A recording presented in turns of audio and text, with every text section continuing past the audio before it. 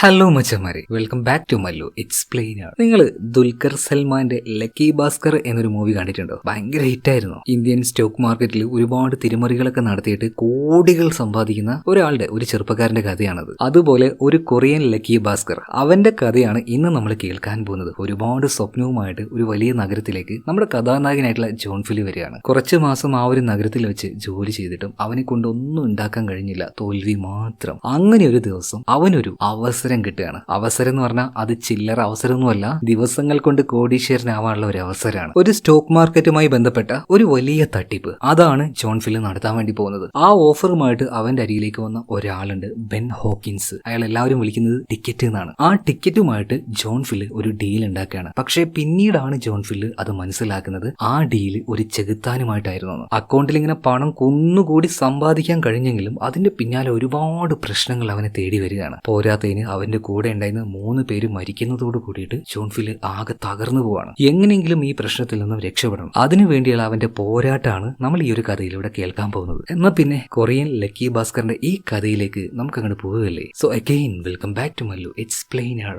സിനിമയുടെ ആരംഭത്തിൽ തന്നെ കഥാനായകനായിട്ടുള്ള ജോൺ ഫിൽ അവന്റെ വോയിസ് ഓവറിലൂടെയാണ് സിനിമ ആരംഭിക്കുന്നത്. ഒന്നിട്ടതിന് ശേഷം 10 പൂജ്യം ഇട്ട് കഴിഞ്ഞാൽ എത്ര രൂപയായി? 1000 കോടി രൂപ. അതിനേക്കാൾ വലിയൊരു എമൗണ്ട് സമ്പാദിക്കണം എന്നുള്ളൊരു ആഗ്രഹവുമായിട്ടാണ് അവൻ ഈ നഗരത്തിലേക്ക് വന്നിരിക്കുന്നത്. കൊറിയയിലെ ആ ഒരു നഗരം എന്ന് പറഞ്ഞാൽ അതൊരു ചെറിയ നഗരമല്ല, ഒരു സ്റ്റോക്ക് എക്സ്ചേഞ്ച് ഹബ്ബ് എന്ന് വേണമെങ്കിൽ പറയാം. അതായത് സ്റ്റോക്ക് മാർക്കറ്റ് ഷെയർ വാങ്ങുകയും വിൽക്കുകയൊക്കെ ചെയ്യുന്നതിന്റെ ആ രാജ്യത്തിലെ ഒരു ഹബ്ബാണ് ആ ഒരു സ്ഥലം. ഒരു സാധാരണക്കാരന് ഒരു വലിയ കമ്പനിയുടെ ഷെയർ വാങ്ങാനോ വിൽക്കാനോ അങ്ങനെ ഡയറക്റ്റ് ഒന്നും പറ്റില്ല. അതിനിടയിൽ ഒരു ബ്രോക്കറുടെ ആവശ്യമുണ്ട്. ബ്രോക്കർ എന്നൊക്കെ പറഞ്ഞാൽ വലിയ പരിപാടിയാണ് കേട്ടോ. നിങ്ങൾ ഈ കേൾക്കുന്ന പോലെ ചുമ്മാ ഒരു ചെറിയ സെറ്റപ്പ് ഒന്നും ആയിരിക്കില്ല ഈ ബ്രോക്കർമാർ എന്ന് പറയുമ്പോൾ. അതിനായിട്ട് തന്നെ ബ്രോക്കർ എന്ന പേരിൽ ഒരുപാട് കമ്പനികളുണ്ട്. നമ്മുടെ നാട്ടിൽ അപ്സ്റ്റോക്സ്, സെറോദ എന്നൊക്കെ പറയുന്നില്ലേ, അതുപോലെ ഓരോ കമ്പനികൾ. അങ്ങനത്തെ കമ്പനികളിലൊക്കെ ജോലി ചെയ്യുകയാണെങ്കിൽ ശമ്പളത്തിന് പുറമെ ഏതെങ്കിലും കസ്റ്റമറിന് വേണ്ടിയിട്ട് സ്റ്റോക്ക് വാങ്ങുക വിൽക്കുക ഇതൊക്കെ ചെയ്യുമ്പോൾ പ്രോഫിറ്റ് കിട്ടുമല്ലോ, അതിന്റെ ഒരു പെർസെന്റേജും ഇവർക്ക് കിട്ടും. ചുരുക്കി പറയുകയാണെങ്കിൽ ഇതുപോലെയുള്ള ബ്രോക്കർ കമ്പനിയിൽ ജോലി ചെയ്താൽ നല്ല പൈസ ഉണ്ടാക്കാം. അപ്പൊ അങ്ങനെ ഒരു ആഗ്രഹത്തിലാണ് നമ്മുടെ ജോൺ ഫിൽ ഇങ്ങോട്ടേക്ക് വന്നിരിക്കുന്നത്. അവനും ഒരു കമ്പനിയിൽ ജോലി കിട്ടിയിട്ടുണ്ട്. $3000 അടുത്തായിട്ടാണ് ശമ്പളം പറയുന്നത്. അതിനു പുറമെ കമ്മീഷൻ. എന്തായാലും ഒരു കമ്പനിയിൽ ജോലി കിട്ടി അവൻ ആ ഒരു കമ്പനിയിലേക്ക് വരികയാണ്. അവിടെ വെച്ച് തന്നെ കുറച്ച് സീനിയർ ആയിട്ടുള്ള ഒരാളെ പരിചയപ്പെടുന്നുണ്ട്. തൽക്കാലം നമുക്ക് അയാളെ ജോൺസ് എന്ന് വിളിക്കാം. കമ്പനിയുടെ കാര്യങ്ങളൊക്കെ ഇപ്പൊ ജോൺസ് നമ്മുടെ ജോൺ ഫിലിന് പറഞ്ഞു കൊടുക്കുന്നുണ്ട്. അതുപോലെ ജോൺ ഫിലിന്റെ ഫാമിലിയെ പറ്റി ചോദിച്ച സമയത്ത് അവന്റെ അച്ഛനും അമ്മയൊക്കെ കർഷകരാണ്. അങ്ങനെ 9 മണിയായി. 9 മണി ആവാനായ സമയത്ത് ഇവരുടെ കമ്പനിയുടെ ബോസ് വന്നിട്ട് എല്ലാവരോടും പറയാണ്, 9 മണി മുതൽ 3 മണി വരെ നിങ്ങൾക്ക് സമയമുണ്ട്. നിങ്ങളുടെ എനർജി പരമാവധി ഉപയോഗിക്കുക, കസ്റ്റമേഴ്സിന് ലാഭം ഉണ്ടാക്കി കൊടുക്കുക, അതിന്റെ ഒരു വിഹിതം നിങ്ങൾ എടുക്കുക, നല്ലൊരു വിഹിതം ഞങ്ങൾ കൊടുക്കും. അങ്ങനെ നിങ്ങൾക്കും വളരാം ഞങ്ങൾക്കും വളരാം. അങ്ങനെ 9 മണിയായി. ഓരോ ആൾക്കാരും അവരുടെ ക്യാബിനിൽ പോയിട്ടിരിക്കുകയാണ്. ആ സമയത്തിന് പല ആൾക്കാർക്കും കോളുകൾ വരുന്നുണ്ട്. ഈ കമ്പനിയുടെ ഷെയർ എനിക്ക് വേണ്ടി വാങ്ങ്, അല്ലെങ്കിൽ ഈ കമ്പനിയുടെ ഷെയർ എനിക്ക് വേണ്ടി വിൽക്ക് എന്നൊക്കെ പറഞ്ഞിട്ട് കുറേയധികം കോളുകൾ. അങ്ങനെ ഒരു 3 മണി ആവുന്നത് വരെ ഭയങ്കര ബഹളായിരിക്കും കേട്ടോ. അങ്ങനെ 3 മണിയായി. ഇപ്പൊ സ്റ്റോക്ക് മാർക്കറ്റ് ക്ലോസ് ആയിട്ടുണ്ട്. ഇതേ നേരം ഓരോരുത്തരുടെ ക്യാബിന്റെ മുകളിലായിട്ടും അവർ ഏൺ ചെയ്ത ക്യാഷ് കാണിക്കുന്നുണ്ട്. ഓരോ ആൾക്കാരും നല്ല രീതിയിൽ സമ്പാദിച്ചിട്ടുണ്ട്. എന്നാൽ നമ്മുടെ ഹീറോ ആയിട്ടുള്ള ജോൺ ഫിൽ അവന്റെ മുകളിൽ നോക്കുകയാണെങ്കിൽ 0, ഒരൊറ്റ കസ്റ്റമർ പോലും അവന് വിളിച്ചിട്ടില്ല. പുതിയ ആളല്ലേ, ഒറ്റയടിയൊന്നും കസ്റ്റമേഴ്സിന് കിട്ടാൻ പോകുന്നില്ല. അതുകൊണ്ട് തന്നെ അവൻ ഇന്ന് രാവിലെ പരിചയപ്പെട്ട ജോൺസ് ഉണ്ടല്ലോ, അവനെയും കൂട്ടി ചില ക്ലയൻസിന്റെ അടുത്തേക്ക് ചെല്ലുകയാണ്. എങ്ങനെയാണ് ഡയറക്റ്റ് ആയിട്ട് ക്ലയൻസുമായിട്ട് ഡീൽ ചെയ്യേണ്ടത് എന്നൊക്കെ അവനൊന്ന് കണ്ട് പഠിച്ചോട്ടെ എന്ന് കരുതിയിട്ടാണ് ഇങ്ങനെ കൂടെ കൊണ്ടുപോയത്. അപ്പൊ അവർ സംസാരിക്കുന്ന ആ ഒരു കാര്യങ്ങൾ നന്നായിട്ട് തന്നെ പെട്ടെന്ന് നോട്ടില് നമ്മുടെ ജോൺ എഴുതിയെടുക്കുന്നുണ്ട്. എങ്ങനെയാണ് ഒരു സ്റ്റോക്കിന്റെ മൂല്യം കയറുക, അതുമായി ബന്ധപ്പെട്ട ഓരോ കാര്യങ്ങൾ, എപ്പോഴാണ് ഡൗൺ ആവുക, അങ്ങനെയും ഒരുപാട് കാര്യങ്ങൾ. എന്നാൽ ഇതുപോലെ പേപ്പറിൽ എഴുതി വെച്ചാൽ എപ്പോഴെങ്കിലും നഷ്ടമായി പോയില്ലേ. അതുകൊണ്ട് ഇവർ പറയുന്ന കാര്യങ്ങൾ അതുപോലെ റെക്കോർഡ് ചെയ്യാൻ വേണ്ടി ഒരു റെക്കോർഡിംഗ് ഡിവൈസും അവൻ മാർക്കറ്റിൽ നിന്ന് വാങ്ങുന്നുണ്ട്. എന്തായാലും ഇതിനുശേഷം നമ്മുടെ ജോൺ ഫിൽ അവന്റെ ഉറ്റ ചങ്ങാതിയായിട്ടുള്ള ഹാരിയെ കാണിക്കുകയാണ്. അവൻ ജോലി ചെയ്യുന്ന അതേ കമ്പനിയിൽ തന്നെയാണ് ഇതേ ഹാരിയും ജോലി ചെയ്യുന്നത്. പക്ഷെ ഹാരി നമ്മുടെ ഈ ജോൺ ഹില്ലിനെ പോലെ അത്ര ദരിദ്രനായിരുന്നില്ല. അവന്റെ അച്ഛൻ നല്ലൊരു ബിസിനസ്സുകാരനാണ്, സ്വന്തമായിട്ടൊരു കമ്പനി തന്നെയുണ്ട്. അവൻ ഇതുപോലെ ഇവിടെ വന്ന് ജോലി ചെയ്യേണ്ട ആവശ്യമൊന്നുമില്ല. എന്നിരുന്നാലും ഞാൻ എന്റെ വകയായിട്ട് സ്വന്തമായിട്ട് അധ്വാനിക്കാലോ എന്ന് കരുതിയിട്ടാണ് ഹാരി ഈ കമ്പനിയിലേക്ക് വന്നിരിക്കുന്നത്. അതുപോലെ ഹാരിയുടെ ലൈഫ് എന്നൊക്കെ പറഞ്ഞാൽ അത്യാവശ്യം അടിച്ചു പൊളിച്ചുള്ള കുറേയധികം ഗേൾസ് ഒക്കെ ഫ്രണ്ട് ആയിട്ടുള്ള അങ്ങനെ ഒരാളാണ്. അപ്പൊ തന്റെ കൂട്ടുകാരനെ പോലെ തന്നെ എനിക്കും ആവണമെന്ന് ഉള്ളിന്റെ ഉള്ളിൽ ജോണിനും ഒരു ആഗ്രഹമുണ്ട്. അങ്ങനെ ദിവസങ്ങൾ കടന്നു പോവാണ്. ഒരു ദിവസം ലീവ് കിട്ടിയപ്പോൾ ജോൺ ഇപ്പോൾ അവന്റെ നാട്ടിലേക്ക് പോവാണ്. ഒരു ഉൾഗ്രാമമാണ്. ഞാൻ നേരത്തെ പറഞ്ഞല്ലേ, അവന്റെ അച്ഛൻ ഒരു കർഷകനാണ്. അങ്ങോട്ടേക്ക് ചെല്ലുകയാണ്, അച്ഛന്റെ കാര്യങ്ങളൊക്കെ നോക്കുകയാണ്. ആ സമയത്താണ് അവനെ വിഷമിപ്പിക്കുന്ന ഒരു കാര്യം അമ്മ പറയുന്നത്. അതായത് അവന്റെ അച്ഛന്റെ തലയിൽ ട്യൂമറാണ്. എന്നാൽ അത് ചികിത്സിക്കാൻ ആവശ്യമായിട്ടുള്ള കാശൊന്നും അവന്റെ കയ്യിലുമില്ല, ആ കുടുംബത്തിന്റെ കയ്യിലുമില്ല. അതുകൊണ്ട് എങ്ങനെയെങ്കിലും ഈ ജോലിയിൽ ഒന്ന് പച്ച പിടിക്കണമെന്ന് അവന് നല്ല ആഗ്രഹമുണ്ട്. അതുകൊണ്ട് തന്നെ സീനിയേഴ്സിനെ നന്നായിട്ട് മണിയടിക്കുന്നുണ്ട്. അവർക്ക് ഇഷ്ടപ്പെട്ട ഫുഡും കാര്യങ്ങളൊക്കെ സാധനങ്ങളൊക്കെ റെഡിയാക്കി കൊടുക്കുകയാണ്. എല്ലാവർക്കും ആവശ്യമുള്ള എല്ലാം ഇങ്ങനെ ഓടി നടന്ന് ചെയ്യാണ്. ഇതിനിടയിൽ ഇതുവരെയായിട്ടും കോള് വരാത്ത നമ്മുടെ ജോൺ ഫിലിന് ഒരു കോള് വന്നിരിക്കുകയാണ്. എന്നാൽ വിളിച്ച ആൾ അത്യാവശ്യം നല്ല ധൃതിയിലാണ്.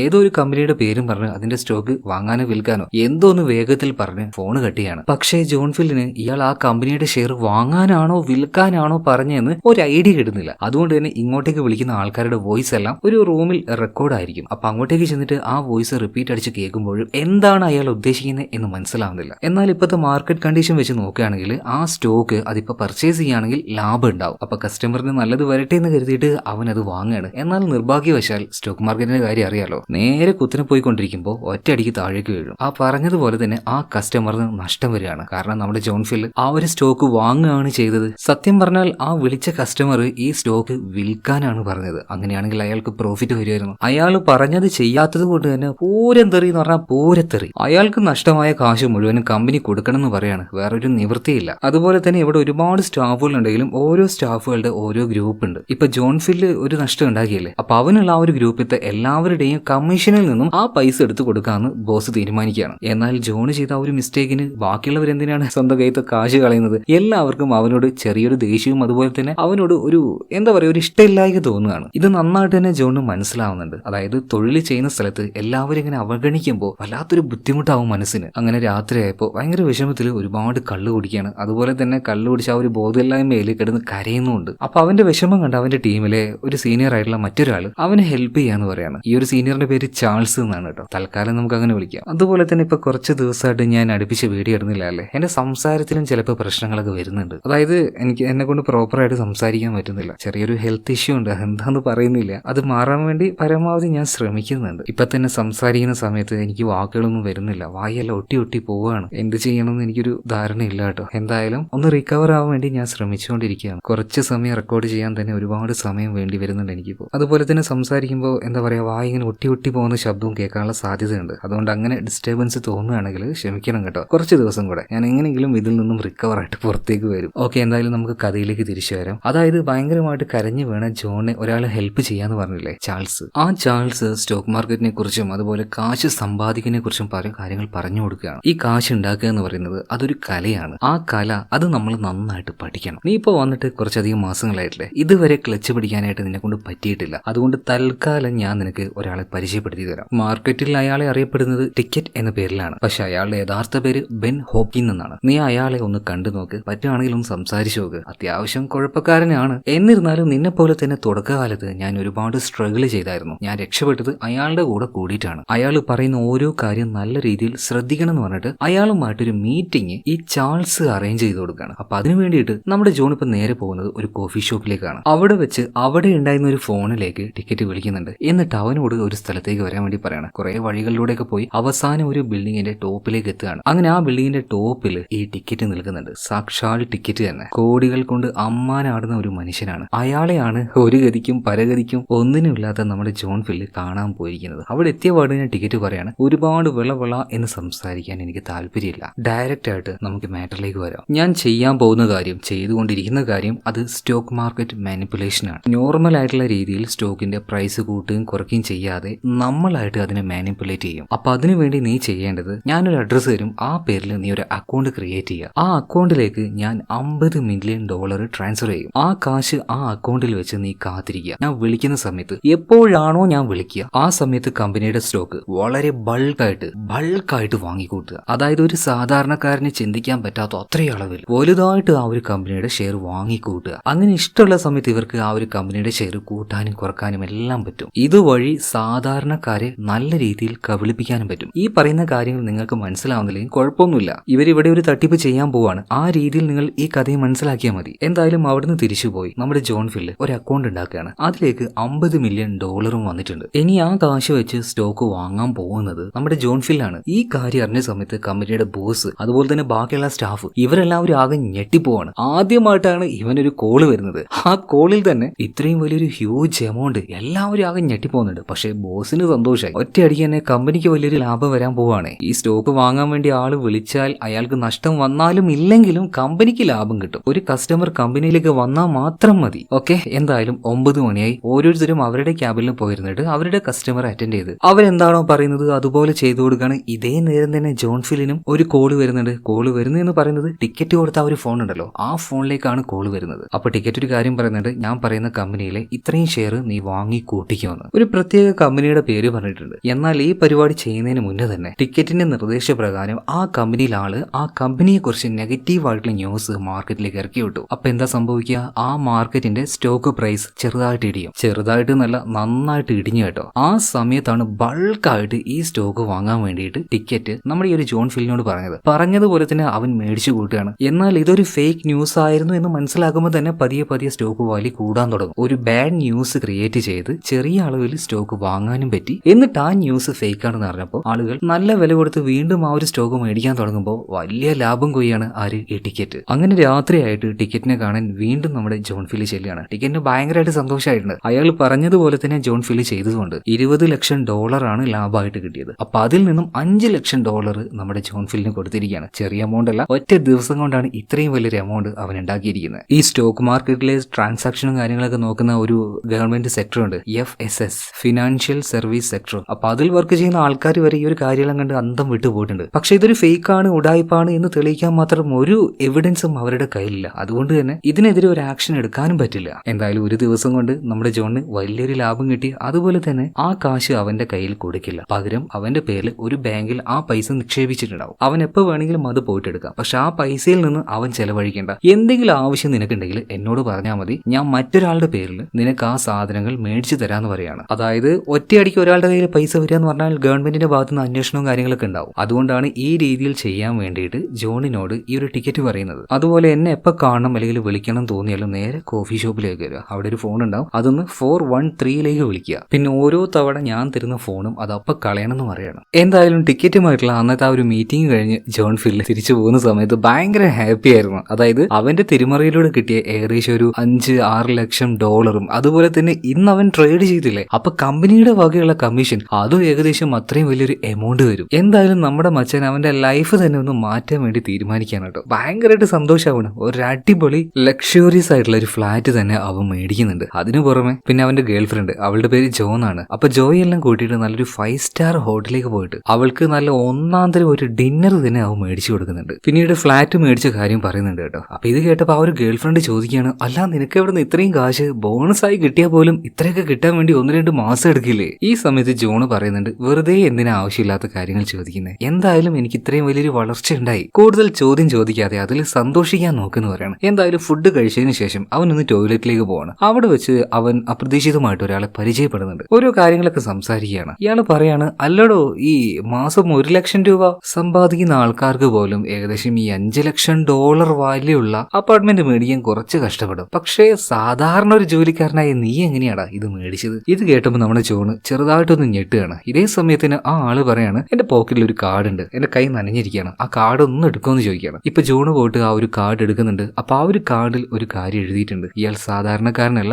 ഗവൺമെന്റ് സ്റ്റാഫാണ്, ഒരു ഓഫീസറാണ്. അതും എവിടെ വർക്ക് ചെയ്യുന്ന ഓഫീസറാണെന്നറിയോ? ഫിനാൻഷ്യൽ സർവീസ് സെക്ടർ, അവിടെ വർക്ക് ചെയ്യുന്ന ആളാണ്. അതായത് സ്റ്റോക്ക് മാർക്കറ്റിൽ എന്തെങ്കിലും തിരിമറി നടക്കുകയാണെങ്കിൽ അതിനെക്കുറിച്ച് അന്വേഷിക്കാനും കണ്ടുപിടിക്കാനും നിയോഗിക്കപ്പെട്ട ഒരു ഓഫീസറാണ്. ഇത് കണ്ട പാടെ തന്നെ ജോൺ ആകെ ഞെട്ടിപ്പോവാണ്. പെട്ടെന്ന് തന്നെ കഫേയിലേക്ക് പോകുന്നുണ്ട്. അവിടുന്ന് ആ ഒരു ടിക്കറ്റിനെ വിളിക്കുന്നുണ്ട്. അയാൾ പറഞ്ഞതനുസരിച്ച് ഒരു തിയേറ്ററിൽ വെച്ച് രണ്ടുപേരും മീറ്റ് ചെയ്യണം. ടിക്കറ്റിനോട് നമ്മുടെ ജോൺ കാര്യങ്ങളൊക്കെ പറഞ്ഞ സമയത്ത് ടിക്കറ്റ് ആ ഒരു വിസിറ്റിംഗ് കാർഡ് ചോദിക്കുകയാണ്. ആ കാർഡ് കണ്ട സമയത്ത് തന്നെ, ഓ ഇവനാണോ, ഇവനെ കാര്യമാക്കൊന്നും വേണ്ട, നല്ലൊരു എമൗണ്ടിൽ നമ്മൾ ഇന്നൊരു ട്രേഡിംഗ് നടത്തിയില്ലേ, അപ്പൊ അതിലെന്തോ ഒരു സംശയം തോന്നിയിട്ട് അവൻ ചോദ്യം ചെയ്യാൻ വേണ്ടി വന്നതാണ്. അതുപോലെ തന്നെ നീ ഒരു കാര്യം മനസ്സിലാക്കണം, ഇങ്ങനെ ഒരു ട്രാൻസാക്ഷൻ നടന്നാൽ ആദ്യം ചോദ്യം ചെയ്യാൻ പോകുന്നത് ആ കമ്പനിയിൽ നെഗറ്റീവ് ന്യൂസ് ഉണ്ടാക്കിയ ആളുണ്ടല്ലോ, അവനെ ആയിരിക്കും. പക്ഷെ അവനിക്ക് നേരത്തെ തന്നെ കാശും കൊടുത്ത് അവൻ ഈ നാട്ടിൽ നിന്ന് തന്നെ ഞാൻ പറഞ്ഞയച്ചിട്ടുണ്ട്. അതുപോലെ തന്നെ രണ്ടാമത് വരിക ആ ട്രേഡ് ചെയ്യാൻ ഉപയോഗിച്ച അക്കൗണ്ട് ഓണർ ഉണ്ടല്ലോ, അയാളുടെ അടുത്തേക്കായിരിക്കും. അങ്ങനെ ഒരാളുണ്ട്, പക്ഷെ അതൊരു പിച്ചക്കാരനാണ്. അയാളെ തേടി കണ്ടുപിടിക്കാന്ന് പറഞ്ഞാലൊന്നും ഇയാൾക്ക് പറ്റില്ല. അതായത് ആ ഒരു ഓഫീസറുടെ പേര് സാം ക്വിൻ എന്നാണ്. അപ്പൊ സ്വാം ക്വിൻ ബാത്റൂമിൽ വെച്ച് പിന്നീട് വന്നത് നിന്റെ അടുത്തേക്കാണ്. കാരണം മറ്റു രണ്ടുപേരും പിടിക്കാൻ പറ്റാത്തതുകൊണ്ട് ആ ബാത്റൂമിൽ വെച്ച് നിന്നോട് കാര്യങ്ങൾ ചോദിക്കണമെങ്കിൽ അതിനർത്ഥം അവന്റെ കയ്യിൽ യാതൊരു തെളിവുമില്ല. തെളിവുണ്ടായിരുന്നെങ്കിൽ നിന്നെ അവിടെ വെച്ച് തന്നെ സ്റ്റേഷനിലേക്ക് കൊണ്ടുപോയത്. അതുകൊണ്ട് പേടിക്കാനും നിൽക്കണ്ട,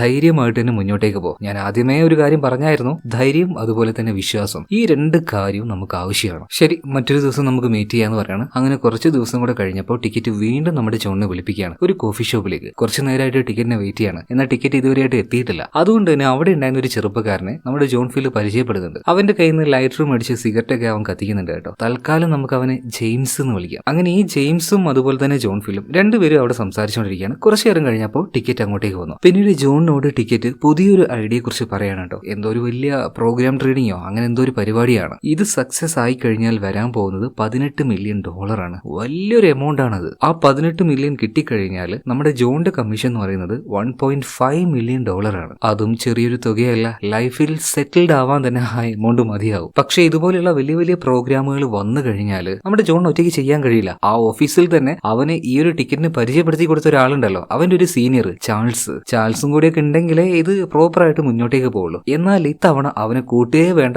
അവനോട് ഈ ഒരു കാര്യം തന്നെ പറയേണ്ടെന്ന് ടിക്കറ്റ് വാൺ ചെയ്യുന്നുണ്ട്. എന്തെങ്കിലും ഒരു കാരണം അതിന്റെ പിന്നിൽ ഉണ്ടാവും. അതുപോലെ വേറൊരു കാര്യം കൂടെ ഈ ടിക്കറ്റ് പറയുന്നുണ്ട്. ഇത്രയും വലിയൊരു പരിപാടി ചെയ്യാനായിട്ട് നിന്റെ ഒറ്റ കമ്പനിയെ കൊണ്ട് പറ്റില്ല. അതുകൊണ്ട് തന്നെ ഈ കമ്പനിയെ പോലെയുള്ള വേറെയും 4-5 കമ്പനികളുണ്ട്. അവിടെ ഓരോരോ ആൾക്കാർ എനിക്ക് വേണ്ടി വർക്ക് ചെയ്യുന്നുണ്ട്. അപ്പോൾ നിങ്ങളൊരു ഗ്രൂപ്പായിട്ട് വേണം വർക്ക് ചെയ്യാൻ. എന്തായാലും ഓക്കെ എന്ന് പറഞ്ഞിട്ട് നമ്മുടെ ജോൺ അവിടുന്ന് പോവാണ്. അങ്ങനെ ആ ഒരു വലിയ ട്രേഡ് എടുക്കേണ്ട സമയമായിട്ടുണ്ട്. എല്ലാം ഒരു തരം ഒരു കള്ളത്തിലാണ് കേട്ടോ. നോർമലായിട്ട് നിയമപരമായിട്ടൊന്നും അല്ല ഇവർ ഈ വാങ്ങുന്നതും വിൽക്കുന്നതും. അതിന്റെ ഇടയിൽ ചെറിയ ചെറിയ ഉടായ്പകൾ കാണിക്കുന്നുണ്ട്. ചെറുതല്ല, വലിയ ഉടായ്പ്. അതിലേക്ക് നമുക്ക് കൂടുതലായിട്ട് പോകണ്ട. അവിടെ വലിയൊരു ഉടായ്പ അവർ നടത്തുന്നുണ്ട് എന്ന് തൽക്കാലം നമുക്ക് മനസ്സിലാക്കിയാൽ മതി. സോ ഇങ്ങനെയുള്ള വലിയ വലിയ വർക്കുകൾ വരുന്ന സമയത്ത് അത് ചാൾസിനെയാണ് ഏൽപ്പിക്കാറ്. അതായത് ജോണിനെ ടിക്കറ്റിനെ പരിചയപ്പെടുത്തി കൊടുത്ത ആള്. എന്നാൽ ജോണ് പറയണ ഇത്തവണ ഞാൻ ഒറ്റയ്ക്ക് ചെയ്തോളാം എന്ന് പറഞ്ഞിട്ട് അവന് ഈ ഒരു ആളെ പരിചയപ്പെടുത്തിയ ചാൾസിനെ തന്നെ അവൻ പതിയെ ഒഴിവാക്കുകയാണ്. അങ്ങനെ ഒഴിവാക്കുന്ന സമയത്ത് എന്തായാലും ഉള്ളിൽ ഒരു അസൂയയും ദേഷ്യമൊക്കെ വരുമല്ലോ. വന്നു. പിന്നീട് അന്നത്തെ ആ ഒരു ദിവസം തുടങ്ങുകയാണ്. ഇവരുടെ ആ ഒരു വലിയ ട്രേഡിംഗ് ആരംഭിക്കാൻ തുടങ്ങുകയാണ്. പിന്നീട് ടിക്കറ്റ് പറഞ്ഞതുപോലെ തന്നെ വേറെയും കമ്പനിയിലുള്ള ആൾക്കാർ ഈ ഒരു വലിയ തട്ടിപ്പിനായിട്ട് കൂട്ടു നിൽക്കുന്നുണ്ട്. സോ